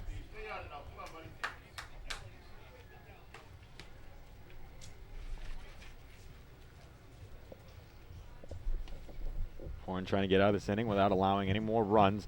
However, the Gulls' second run only 90 feet away with 1 out. The 2-1 pitch. Breaking ball that catches the outside corner, called strike, 2-2.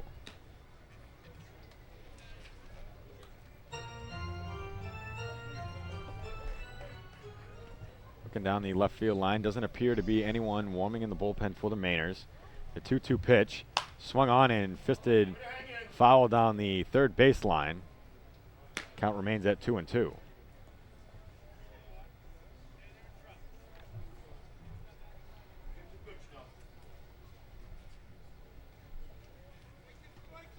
Horn to the set, looks over at Winger, comes home, swung on and missed, strike 3. So the second out recorded here in the bottom of the fourth comes as the 6th strikeout for Matt Horan.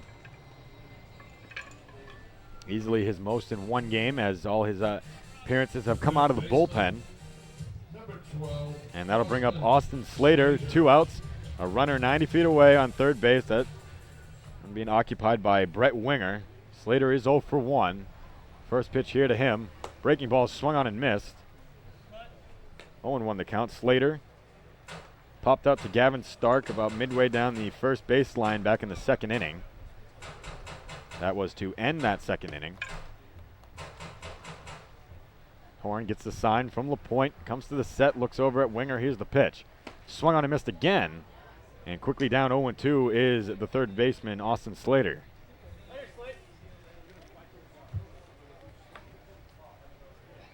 Horn now about to throw his 30th pitch of the inning, 70th pitch of his outing. Comes to the set, here's the pitch. Swung on and missed, strike three. 7th strikeout for Matt Horn, second in this inning. And the Gulls do grab one, but he's able to hold Winger at third base to be left stranded there. So we head to the top of the 5th with the Mainers leading 4-1. We played 4 full here at Cardines Field on the NECBL Broadcast Network.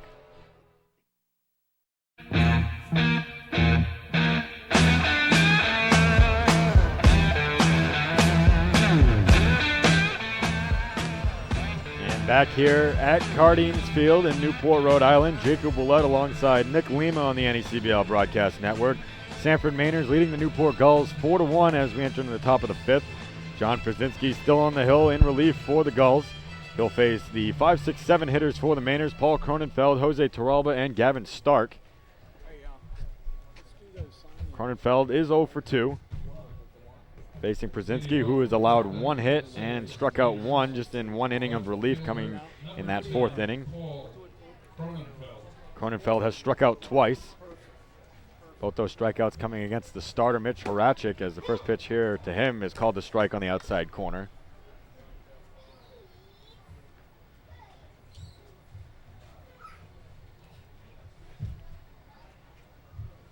The 0-1. Bounced in the dirt. Evens up the count at 1-1. Przinsky throwing 22 pitches in that 4th inning.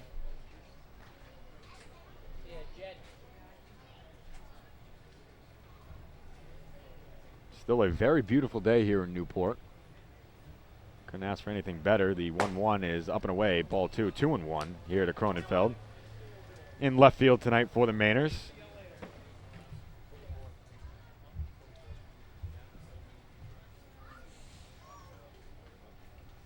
Przinsky, the windup and the pitch. Catches the inside corner for a called strike. Count even at 2-2. Cronenfeld having to battle, needing to battle here now as in jeopardy of striking out for the 3rd time in as many at-bats here in the first game. Here's the pitch. This one way outside. The count runs full 3-2. Cronenfeld setting the team record in walks last year with 36. Payoff pitch coming here to Cronenfeld. Swung on and chopped foul right at his feet. And he lives to see another pitch.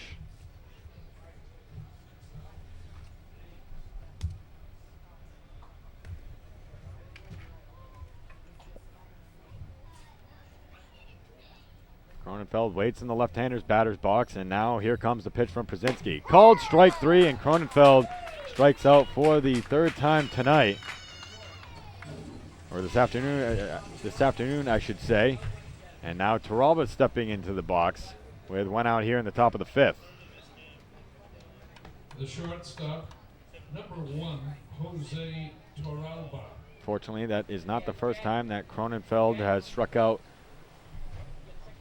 3 times in a game. The first pitch here to Torralba low for ball 1, 1-0.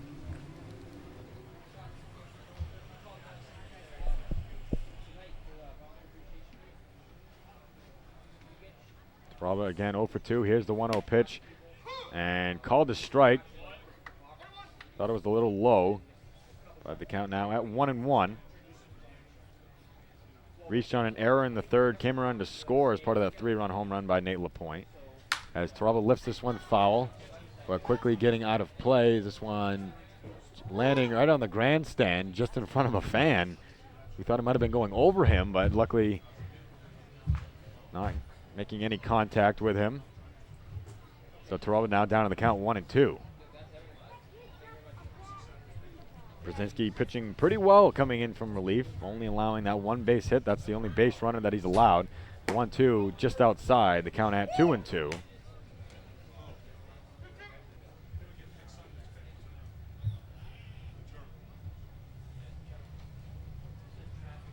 Przinsky, though, about to throw his 34th pitch. Here it comes. Outside again, and back-to-back hitters now at 3-2.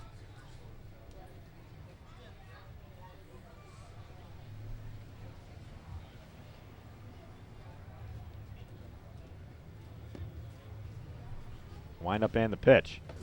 Outside and low, gets past Perret, but Taraba will make his way down to first base for the first walk issued here from Przinski. And the third walk issued to Mainers hitting from Gulls pitching today.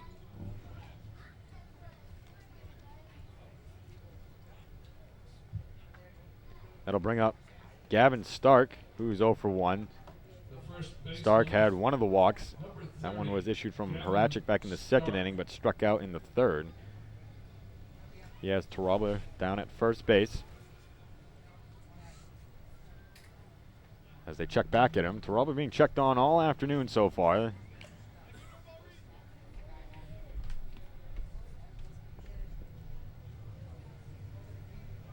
Stark also looking for his first hit of this game.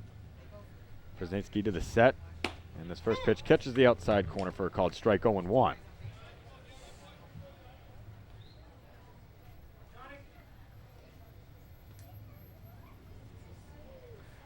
Przinski, if you are looking in at home plate, has his foot,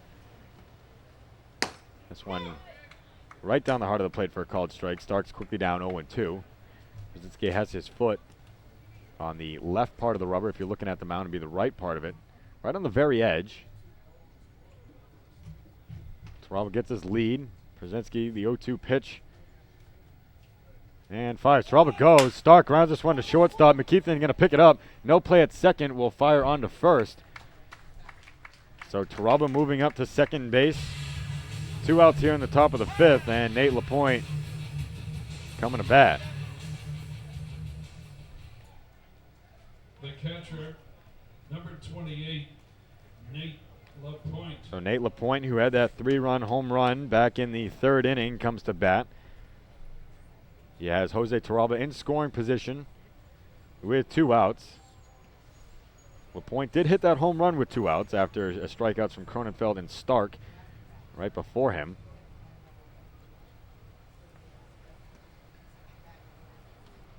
LaPointe has 11 RBIs in 3 days. Here's the pitch. Swung on and missed. 0-1.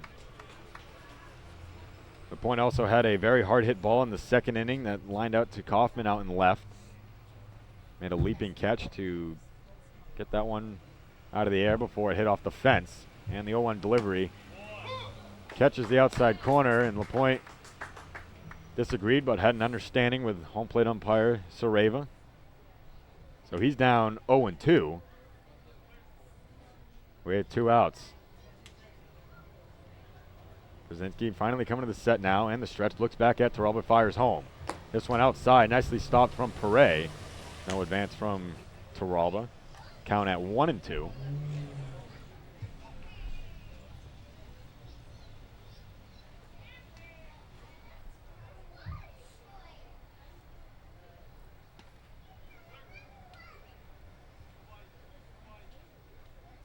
And the delivery. This one in the dirt again. Count even at 2-2. That was the 20th pitch of the inning from Przinski. 42nd in his relief appearance. Gets his sign and now fires the 2-2 pitch home. LaPointe sends this one foul, and it's heading towards the pub, but lands just next to it over the roof of the grandstand down that right field line. Count remaining at 2-2.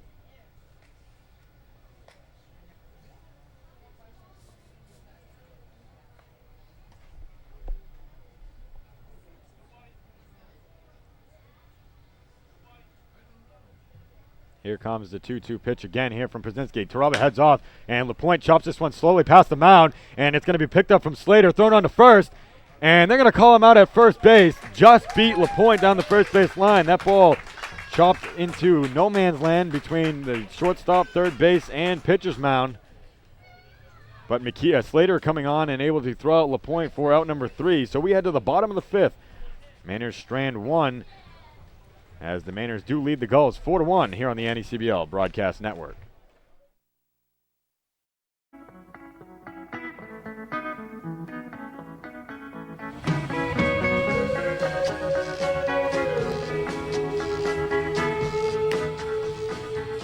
Back here at Cardines Field, the Sanford Mainers leading the Newport Gulls 4-1 as we enter into the bottom of the 5th.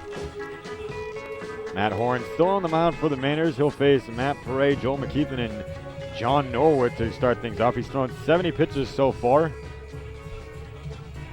And can't see any tossing down the left field line. If anyone's warming up in the bullpen for the Mainers, it actually does appear so.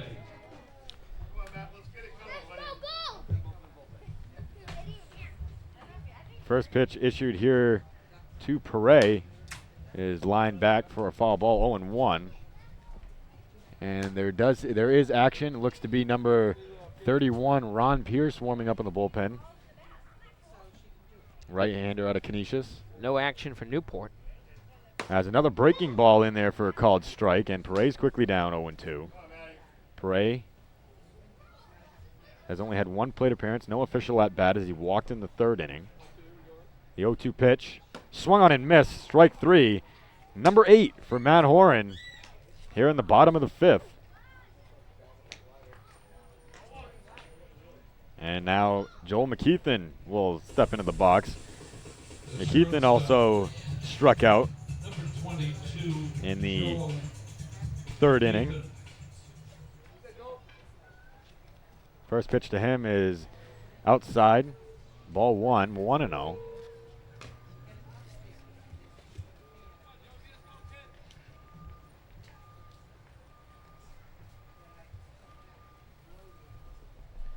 Horn winds and fires. Big swing and a miss here from McKeithen. The count even at 1-1.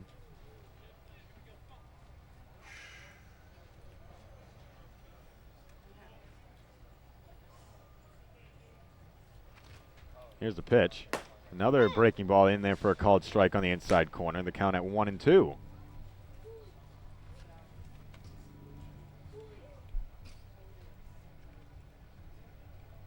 Horn gets the sign he wants from LaPointe, but steps off the mound again. Now winds and fires. Breaking ball that goes just past the outside part of the plate. The count even at 2-2.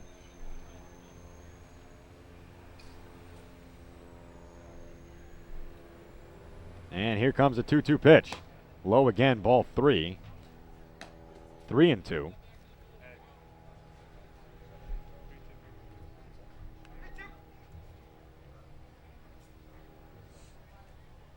Horn shakes off a couple signs, but here's the payoff pitch here. Swung on and sent, popped up right behind in foul territory. LaPointe had to square it up and makes the basket catch in foul territory to retire McKeithen for out number 2.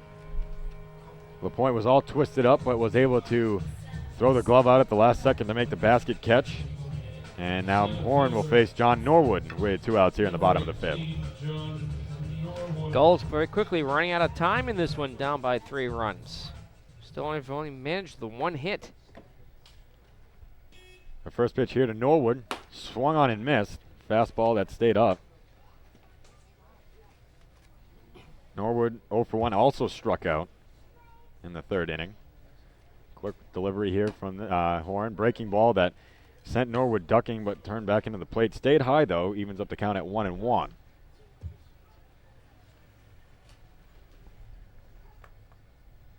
Horn fires home. This one swung on and missed as well, and Norwood's down to the count 1-2.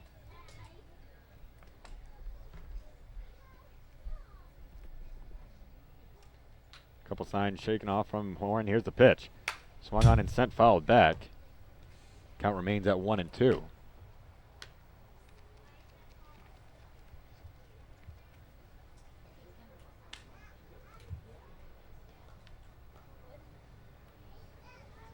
Horn fires home. Swung on and again fouled. That one ending up in the screen on the right above the Gulls dugout. Here's the 1-2 pitch again. Swung on and another line fouled over the right field grandstand. Norwood battling here. Horn trying to get out of this inning 1-2-3.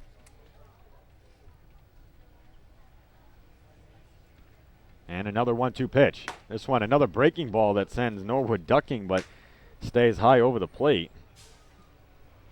And 2-2 is the count with 2 outs here in the bottom of the 5th.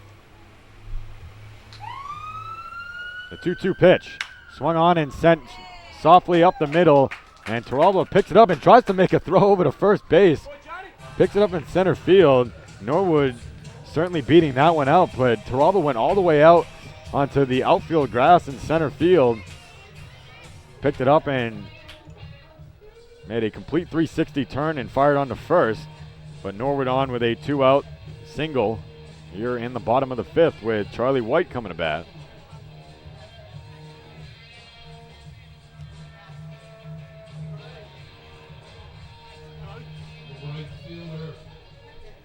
White is 0 for 2. He struck out in the first and was credited with a fielder's choice to end the inning as they flipped on to second to end the inning. The first pitch to him in there for a called strike, curveball on the outside corner.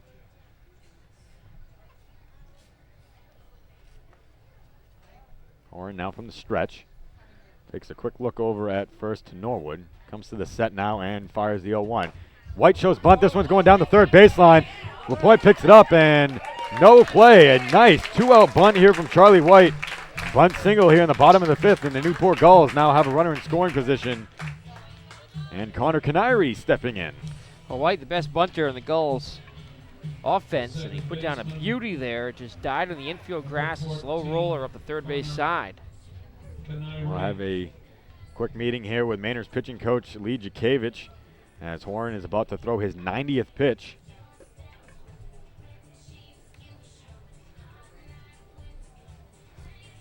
And from here now, it looks like that action might have stopped in the Maynard's bullpen. I actually do see some heads down there. Ron Pierce was warming up. Connor Canary, who's 0 for 2, he flew out to Cronenfeld in the 4th inning out in left field and grounded out to short back in the 1st. Horn to the set, first pitch to him, breaking ball that hits the outside corner for a called strike, 0-1.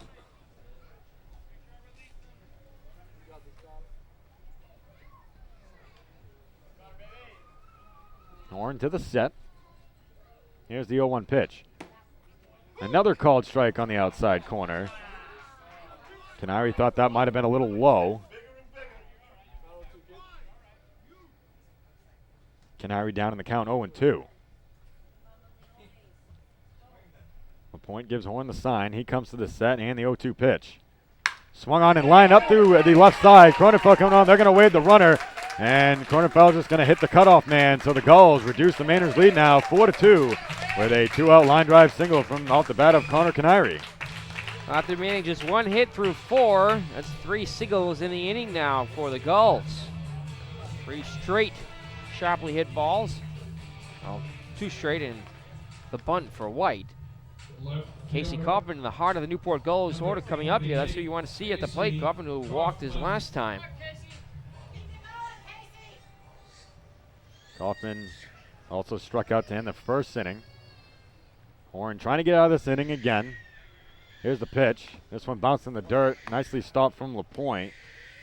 In the count at 1-0.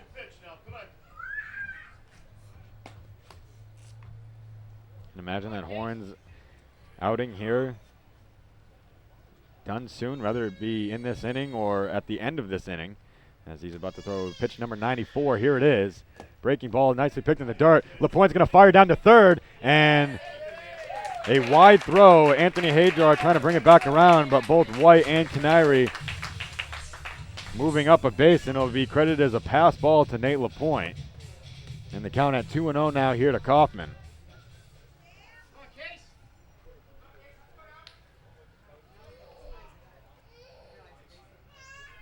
The 2-0 in the dirt again, 3-0. First base is open.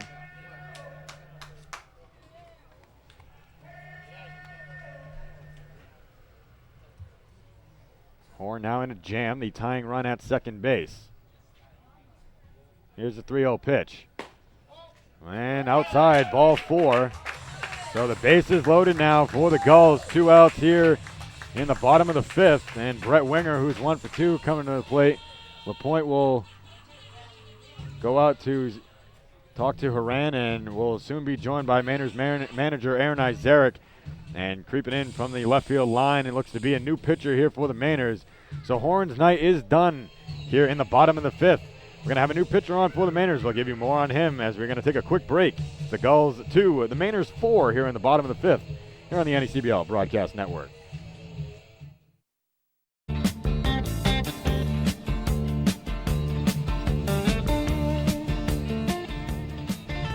New pitcher on for the Mainers. It's going to be the right-hander Ron Pierce.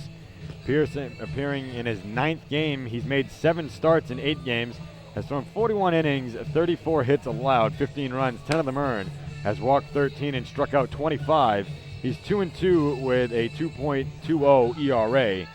His last start coming against the Danbury Westerners this past Wednesday, where he did record the loss in that 4-3 defeat against the Westerners.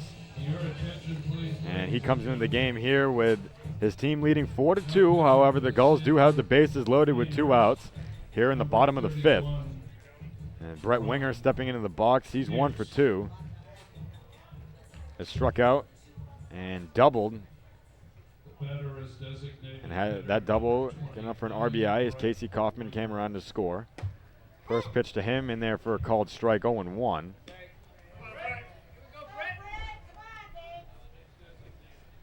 So the tying run at second, go-ahead run at first.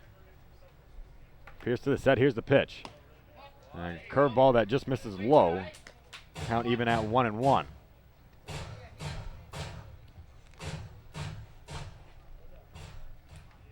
Pierce peering in from his sign from LaPointe.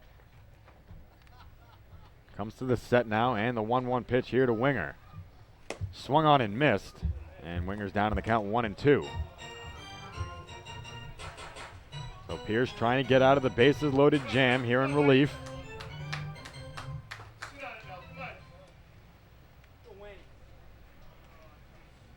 Comes to the set and the 1-2. Swung on and missed, strike 3, and the Mainers get out of the bases loaded jam here in the bottom of the 5th. The Gulls do tack on one more. It's 4-2, Mainers lead as we head to the top of the 6th here on the NECBL Broadcast Network.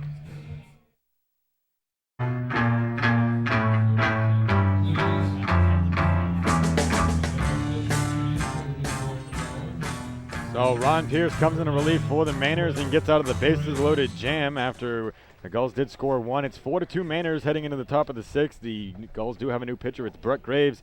To tell you more about him and to take you through the rest of the game is the voice of the Newport Gulls, Nick Lima. Thank you very much, Jacob Wollett. Brett Graves taking over here, 4.63 ERA, no record, making his 11th appearance and his 9th out of the pen. He has a save and worked 23 1/3 innings this summer so far on 20 hits. He's allowed 12 earned runs, 11 walks, has struck out 33. Opponents hitting just 222 off of Graves. We'll face Cam Young, the number 9 hitter, is 0 for 2 this afternoon. The pitch. Outside for ball 1. He did not offer as they peeled down to the field. Umpire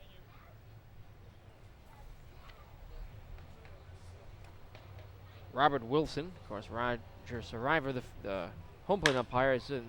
Next pitch is fouled down the right field line. Anderson giving chase, racing over towards the Mudville Pub seating area, bounced in front of the screen over there. That'll be a long strike for even the count at 1-1.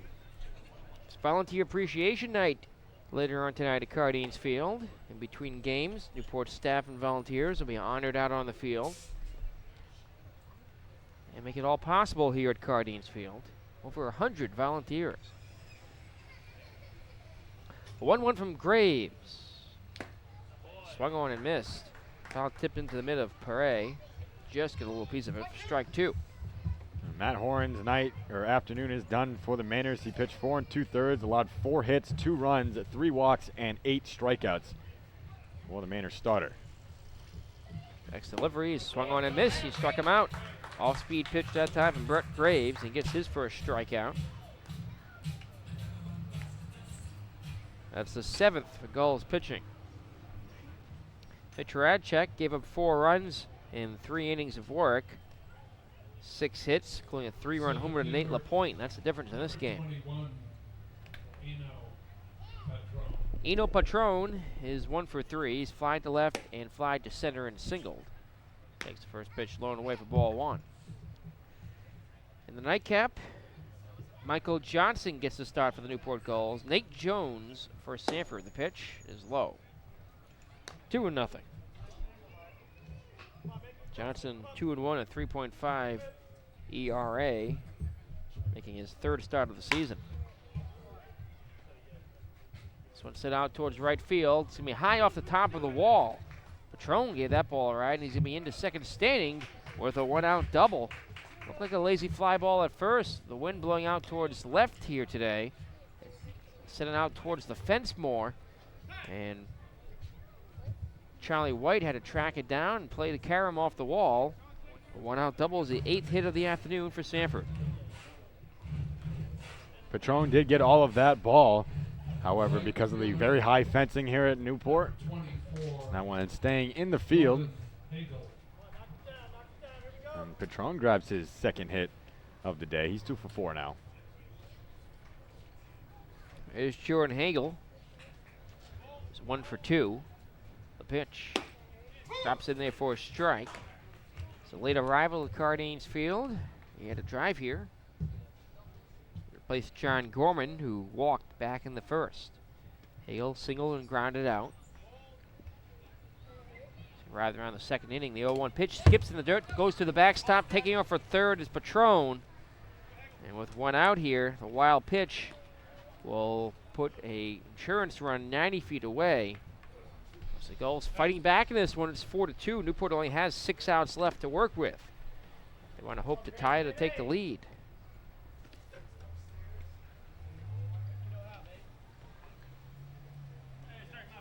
From the stretch, Graves fires.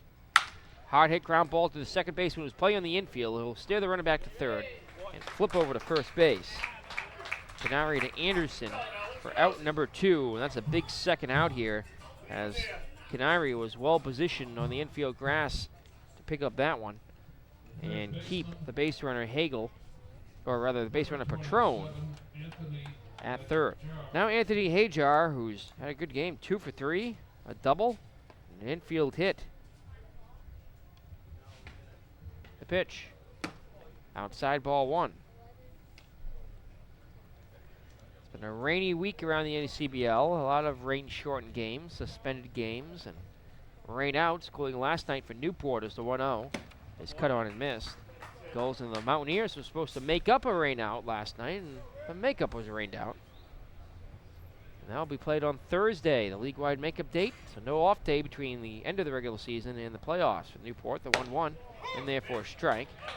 But the Gulls still have a 6-day homestand from Sunday through the first game of the playoffs Friday night. They'll just play 3 in a row now. So 1-2 pitch is taken high.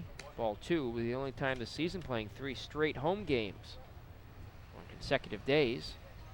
Of course, here they're playing 3 games in 1 day. The pitch, a ground ball bouncer back to the mound. Graves fields it 2 hops, throws to first, and the double is harmless. And after 5.5 from Cardines Field, 6-inning stretch time. We go to the last half of the inning. Newport 4 and Sanford 2 on the NECBL Broadcast Network.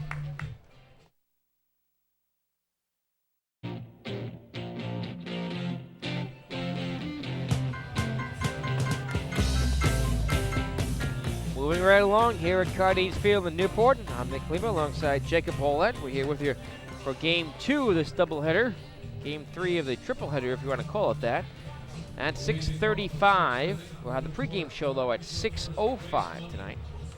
Might actually be starting a few minutes earlier, so check in around 5:55, 6 o'clock, see if we're on the air. We've got extended coverage tonight because of Volunteer Appreciation Night at Cardines Field, which we'll be carrying live.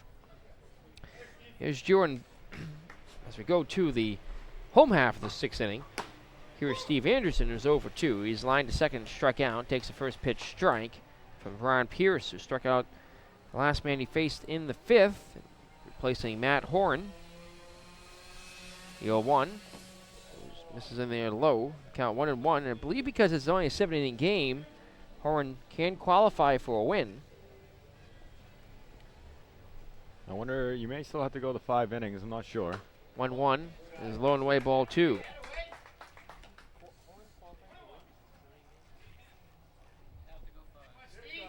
I guess not. Still having to go 5 innings. 2-1. Swinging a line grounder to the second baseman. Has it on a short hop right in front of him.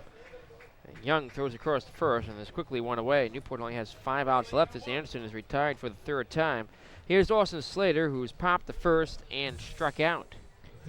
Cam Young doing a nice job keeping his feet planted and his glove in front of him. It was a very hard hit line drive that took a very short 1 hop into the glove. Young staying with it though. Pitch. Swung on a line drive in the right. Coming in the right fielder. There is Gorman. And they're quickly 2 down. Slater's 0 for 3. Here's Matt Perret. Will be catching tonight's game as well. Can't recall the last time the Newport Gulls had a doubleheader where they had the same starting catcher for both games, but Jeff Melillo's still hurt, still day-to-day, and is not available to play yet. They're suffering an injury at Sanford on Saturday. The pitch is low ball 1. Perret, who's walked on 4 pitches and struck out. 9 strikeouts from Maine at pitching. 8 for the starter Horan as the pitch is in there. Late strike call from Roger Saraiva, and the count 1-1. Pierce winds, kicks, and fires. It's in there for strike 2. Looking for a 1-2-3 inning here in the 6th. Pitch from Ron. Strike 3 called on the outside corner. Perret knew it. That's his 2nd strikeout in relief. Number 10 for Sanford pitching, a 1-2-3 inning. We go to the 7th and final inning of this game 1 of the doubleheader. Newport Gulls trailing the Sanford Mainers 4-2 as we continue on the NECBL Broadcast Network.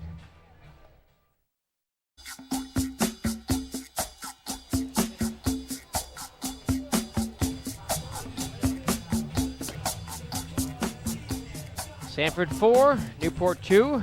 Brett Graves struck out a batter and gave up a double. And a pair of groundouts in the 6th. Comes out here for the 7th. He's the 3rd pitcher of the afternoon for Newport. Here's John Przinski and Mitch Horacek. Michael Johnson will have the start in game 2, about an hour and a half away. Jordan Betts is 2 for 3 in the game. An RBI double and a single and a strikeout so far. Betts the DH. Also scored. Pitch from Graves. Swung on and golf foul behind the plate. Strike 1. Betts, Cronenfeld, and Tarabla do appear for Sanford, looking for their 15th win. They dropped to 14-23 with the loss earlier today, the 0-1. Check swing, did he offer? Yes, he did, says the field umpire, Rob Wilson. Quickly the count, 0-2. Next one is taken low and away. They'll appeal again. This time he did not offer, Wilson says. 2 up in the 7th. Last chances for the Gulls. McKeithen, Norwood, and White. Barring any pitch hitters, they'll be 8, 9, and 1. The 1-2. Swung on and popped up. Shallow right. Out goes Canary. He's waved off. White will call him off to make the catch. And there's one away. Very hard hit ball from Betts, but that one going sky high. Just about a few feet off the infield. Charlie White having enough time to come charging in on that one and retire it. Only twice all season long have the Newport Gulls gone into the last inning that they were to bat at Cardines Field trailing as the pitches swung on and missed to Cronenfeld. Strike 1. Cronenfeld has a hat trick, 3 Ks on the night or on the afternoon. And they've lost both of those games. The 0-1 is swung on a laser to right field, going back White in front of the wall. He makes the catch. Look at all that one, but White was there to bring it down. There are 2 away here in the top of the 7th. In the books, it'll show that Cronenfeld going 0 for 4 if this game does end here in the 7th inning. But what they won't see is the fact that after 3 strikeouts, Cronenfeld redeeming himself and hitting a very hard hit ball to right field. It was in for an out, but getting all over that one. And First pitch, ground ball, bounces to the second baseman. Canary has it. Throws the first to retire Jose Tarabla. And so 1-2-3 inning in relief for Brett Graves. After 6.5, Sanford 4 and Newport 2. We go to the last of the 7th. Last chance for the Gulls. Next on the NECBL Broadcast Network.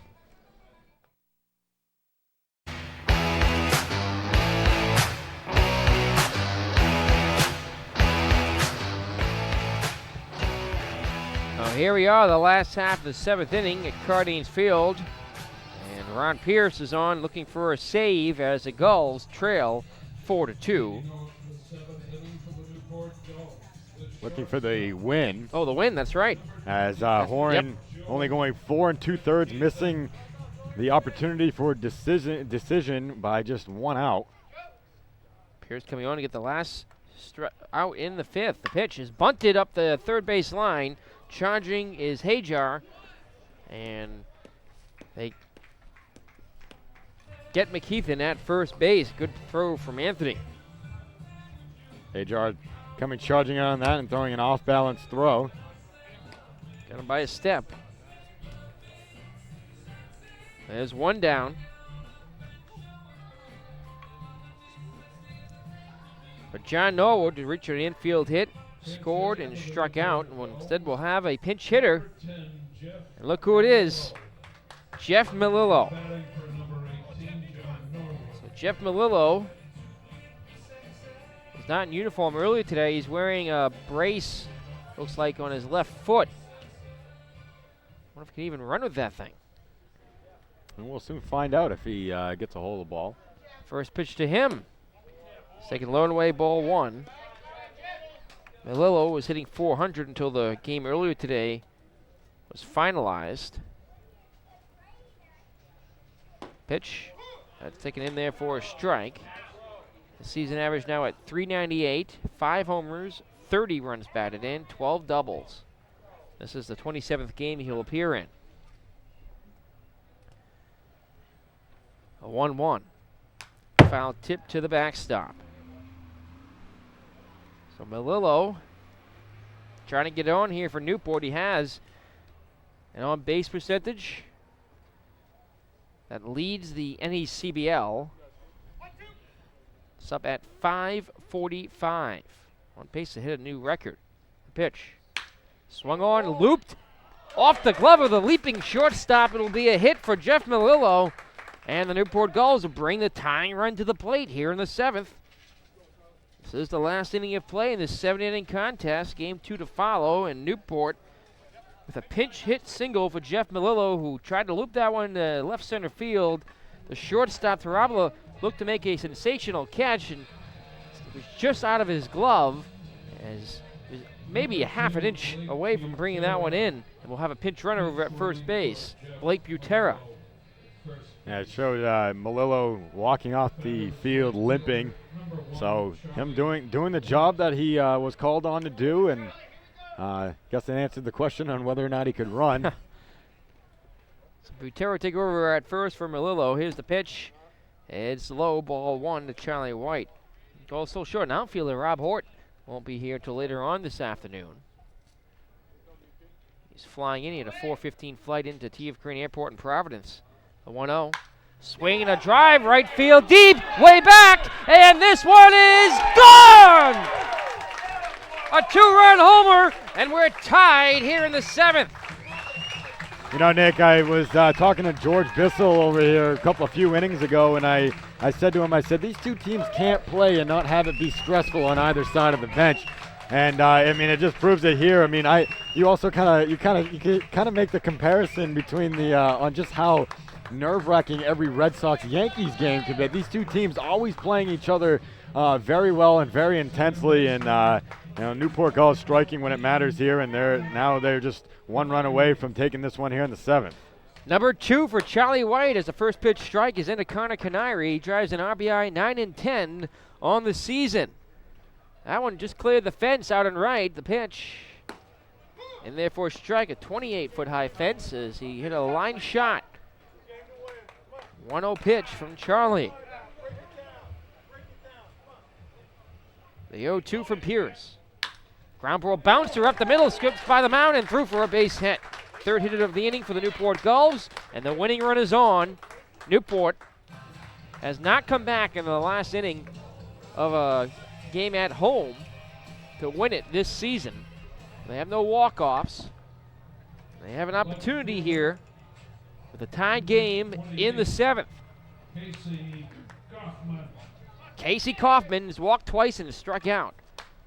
A 2-time goal, or the all-star goal, I should say. Steps up to the plate here. Takes first pitch for ball 1. Brett Winger waiting on deck. Winning run at first. They check him, diving in safely is Charlie White. There is just one out here in the 7th. And Canary has some speed at first base. He leads the pitch. Strike called on the outside corner, 1-1. Newport, 15-2 at home, the best record at home in the NECBL, looking to keep that mark. From the stretch, the 1-1. Just outside ball 2. No team has ever finished the regular season in the NECBL with only 2 losses at home. The Gulls would like to be the first team to do that, but they'll have to plate the winning run here. A check again on the runner at first base, and Canary dives in safely. 2-run homer from Charlie White has tied it 4-4 here in the 7th. A 2-1 pitch, it's up and away, ball 3 to Kaufman. A walk here would put the winning run in scoring position and bring up Brett Winger, the cleanup man. The lefty Kaufman taps the plate and awaits the 3-1 pitch. Swing a ground ball bouncer up the middle, through for a base hit. Canary hits second, he'll stop there. And the Newport Gulls, with 4 straight hits here, have the winning run in scoring position for Winger. Not much Maynard's defense can do, as this one, the past 2 getting hit it right up the middle away from the defense, and of course the other one going over the fence.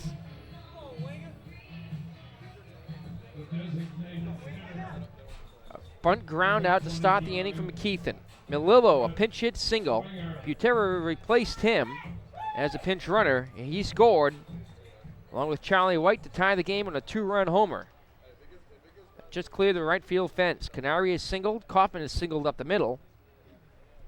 And now with the winning run at second base, we'll see Winger. Struck out twice, had an RBI double. The double, his 8th of the season, his 32nd RBI. That trails Casey Kaufman and Yale Rosen for the team lead. From the stretch, Pierce, the pitch. Breaking ball is low for ball 1. Certainly don't want to see extra innings here in this first game of the doubleheader. We've already had enough baseball today. There'll still be 7 more later on tonight. The 1-0. Ground ball bouncer left side, through for a base hit. Here comes Canary. The throw to the plate is not in time, and the Newport Gulls win it here at Cardines Field on a walk-off single by Brett Winger. Can you believe it? Newport comes from behind in the final inning of a ball game at home for the first time this season, and Newport will win it 5-4 on an RBI hit for Brett Winger. Gulls win it here at Cardines in Newport. Picks up their 29th win of the season as they still chase that all-time win record, which they can still tie. Newport wins their 2nd game of the day and will look to go into the nightcap off of a walk-off win against the Mainers here in Game 2. So Ron Pierce will record the loss for the Mainers. He falls to 2-3 on the season, and Brett Graves will pick up the win. He's now 1-0. So we'll have another set of 7 innings of baseball, and just talk about another game, classic game between the Newport Gulls and the Sanford Mainers. That I think if the Gulls and the Mainers played every single day, it might as well just be, you might as well have no fingernails left there. It's always a nail biter and always some type of stress level always brought up. But great pitching performance from Matt Horan, but unfortunately him not recording a decision, and the outcome that he held for quite some time, not able to go down in the books. So we'll see what happens here in game 2. So the second game of the doubleheader coming up, or the third game of the tripleheader, depending on how you look at it. Newport will look to sweep this day of baseball with Michael Johnson getting the start for the Gulls and Nate Jones the start for the Mainers as the Gulls walk off to win for the first time this season. RBI walk-off single for Brett Winger as the Gulls collected 5 straight hits here in the 7th. Don't go away, we'll have a quick total segment and we'll be down on the field with our Gulls player of the game next on the NECBL Broadcast Network. Welcome back here at Cardinals Field in Newport. Totals in this one for the Sanford Mainers: 4 runs on 8 hits, no errors, and 8 men left on base. For the Gulls, 5 runs on 9 hits, an error. They stranded 7. The game took 2 hours and 10 minutes to play. No attendance report for this one. We'll have that one in game 2. As the starters, Mitch Horacek went 3 innings. He gave up 4 runs, 3 of them earned, 6 hits, 2 walks, and 4 strikeouts. Allowed 1 home run through 78 pitches, 46 for strikes. Matt Horan, 4 2/3 innings, 2 runs, all of them earned, 4 hits, 3 walks, and 8 Ks through a wild pitch. 96 pitches, 58 for strikes.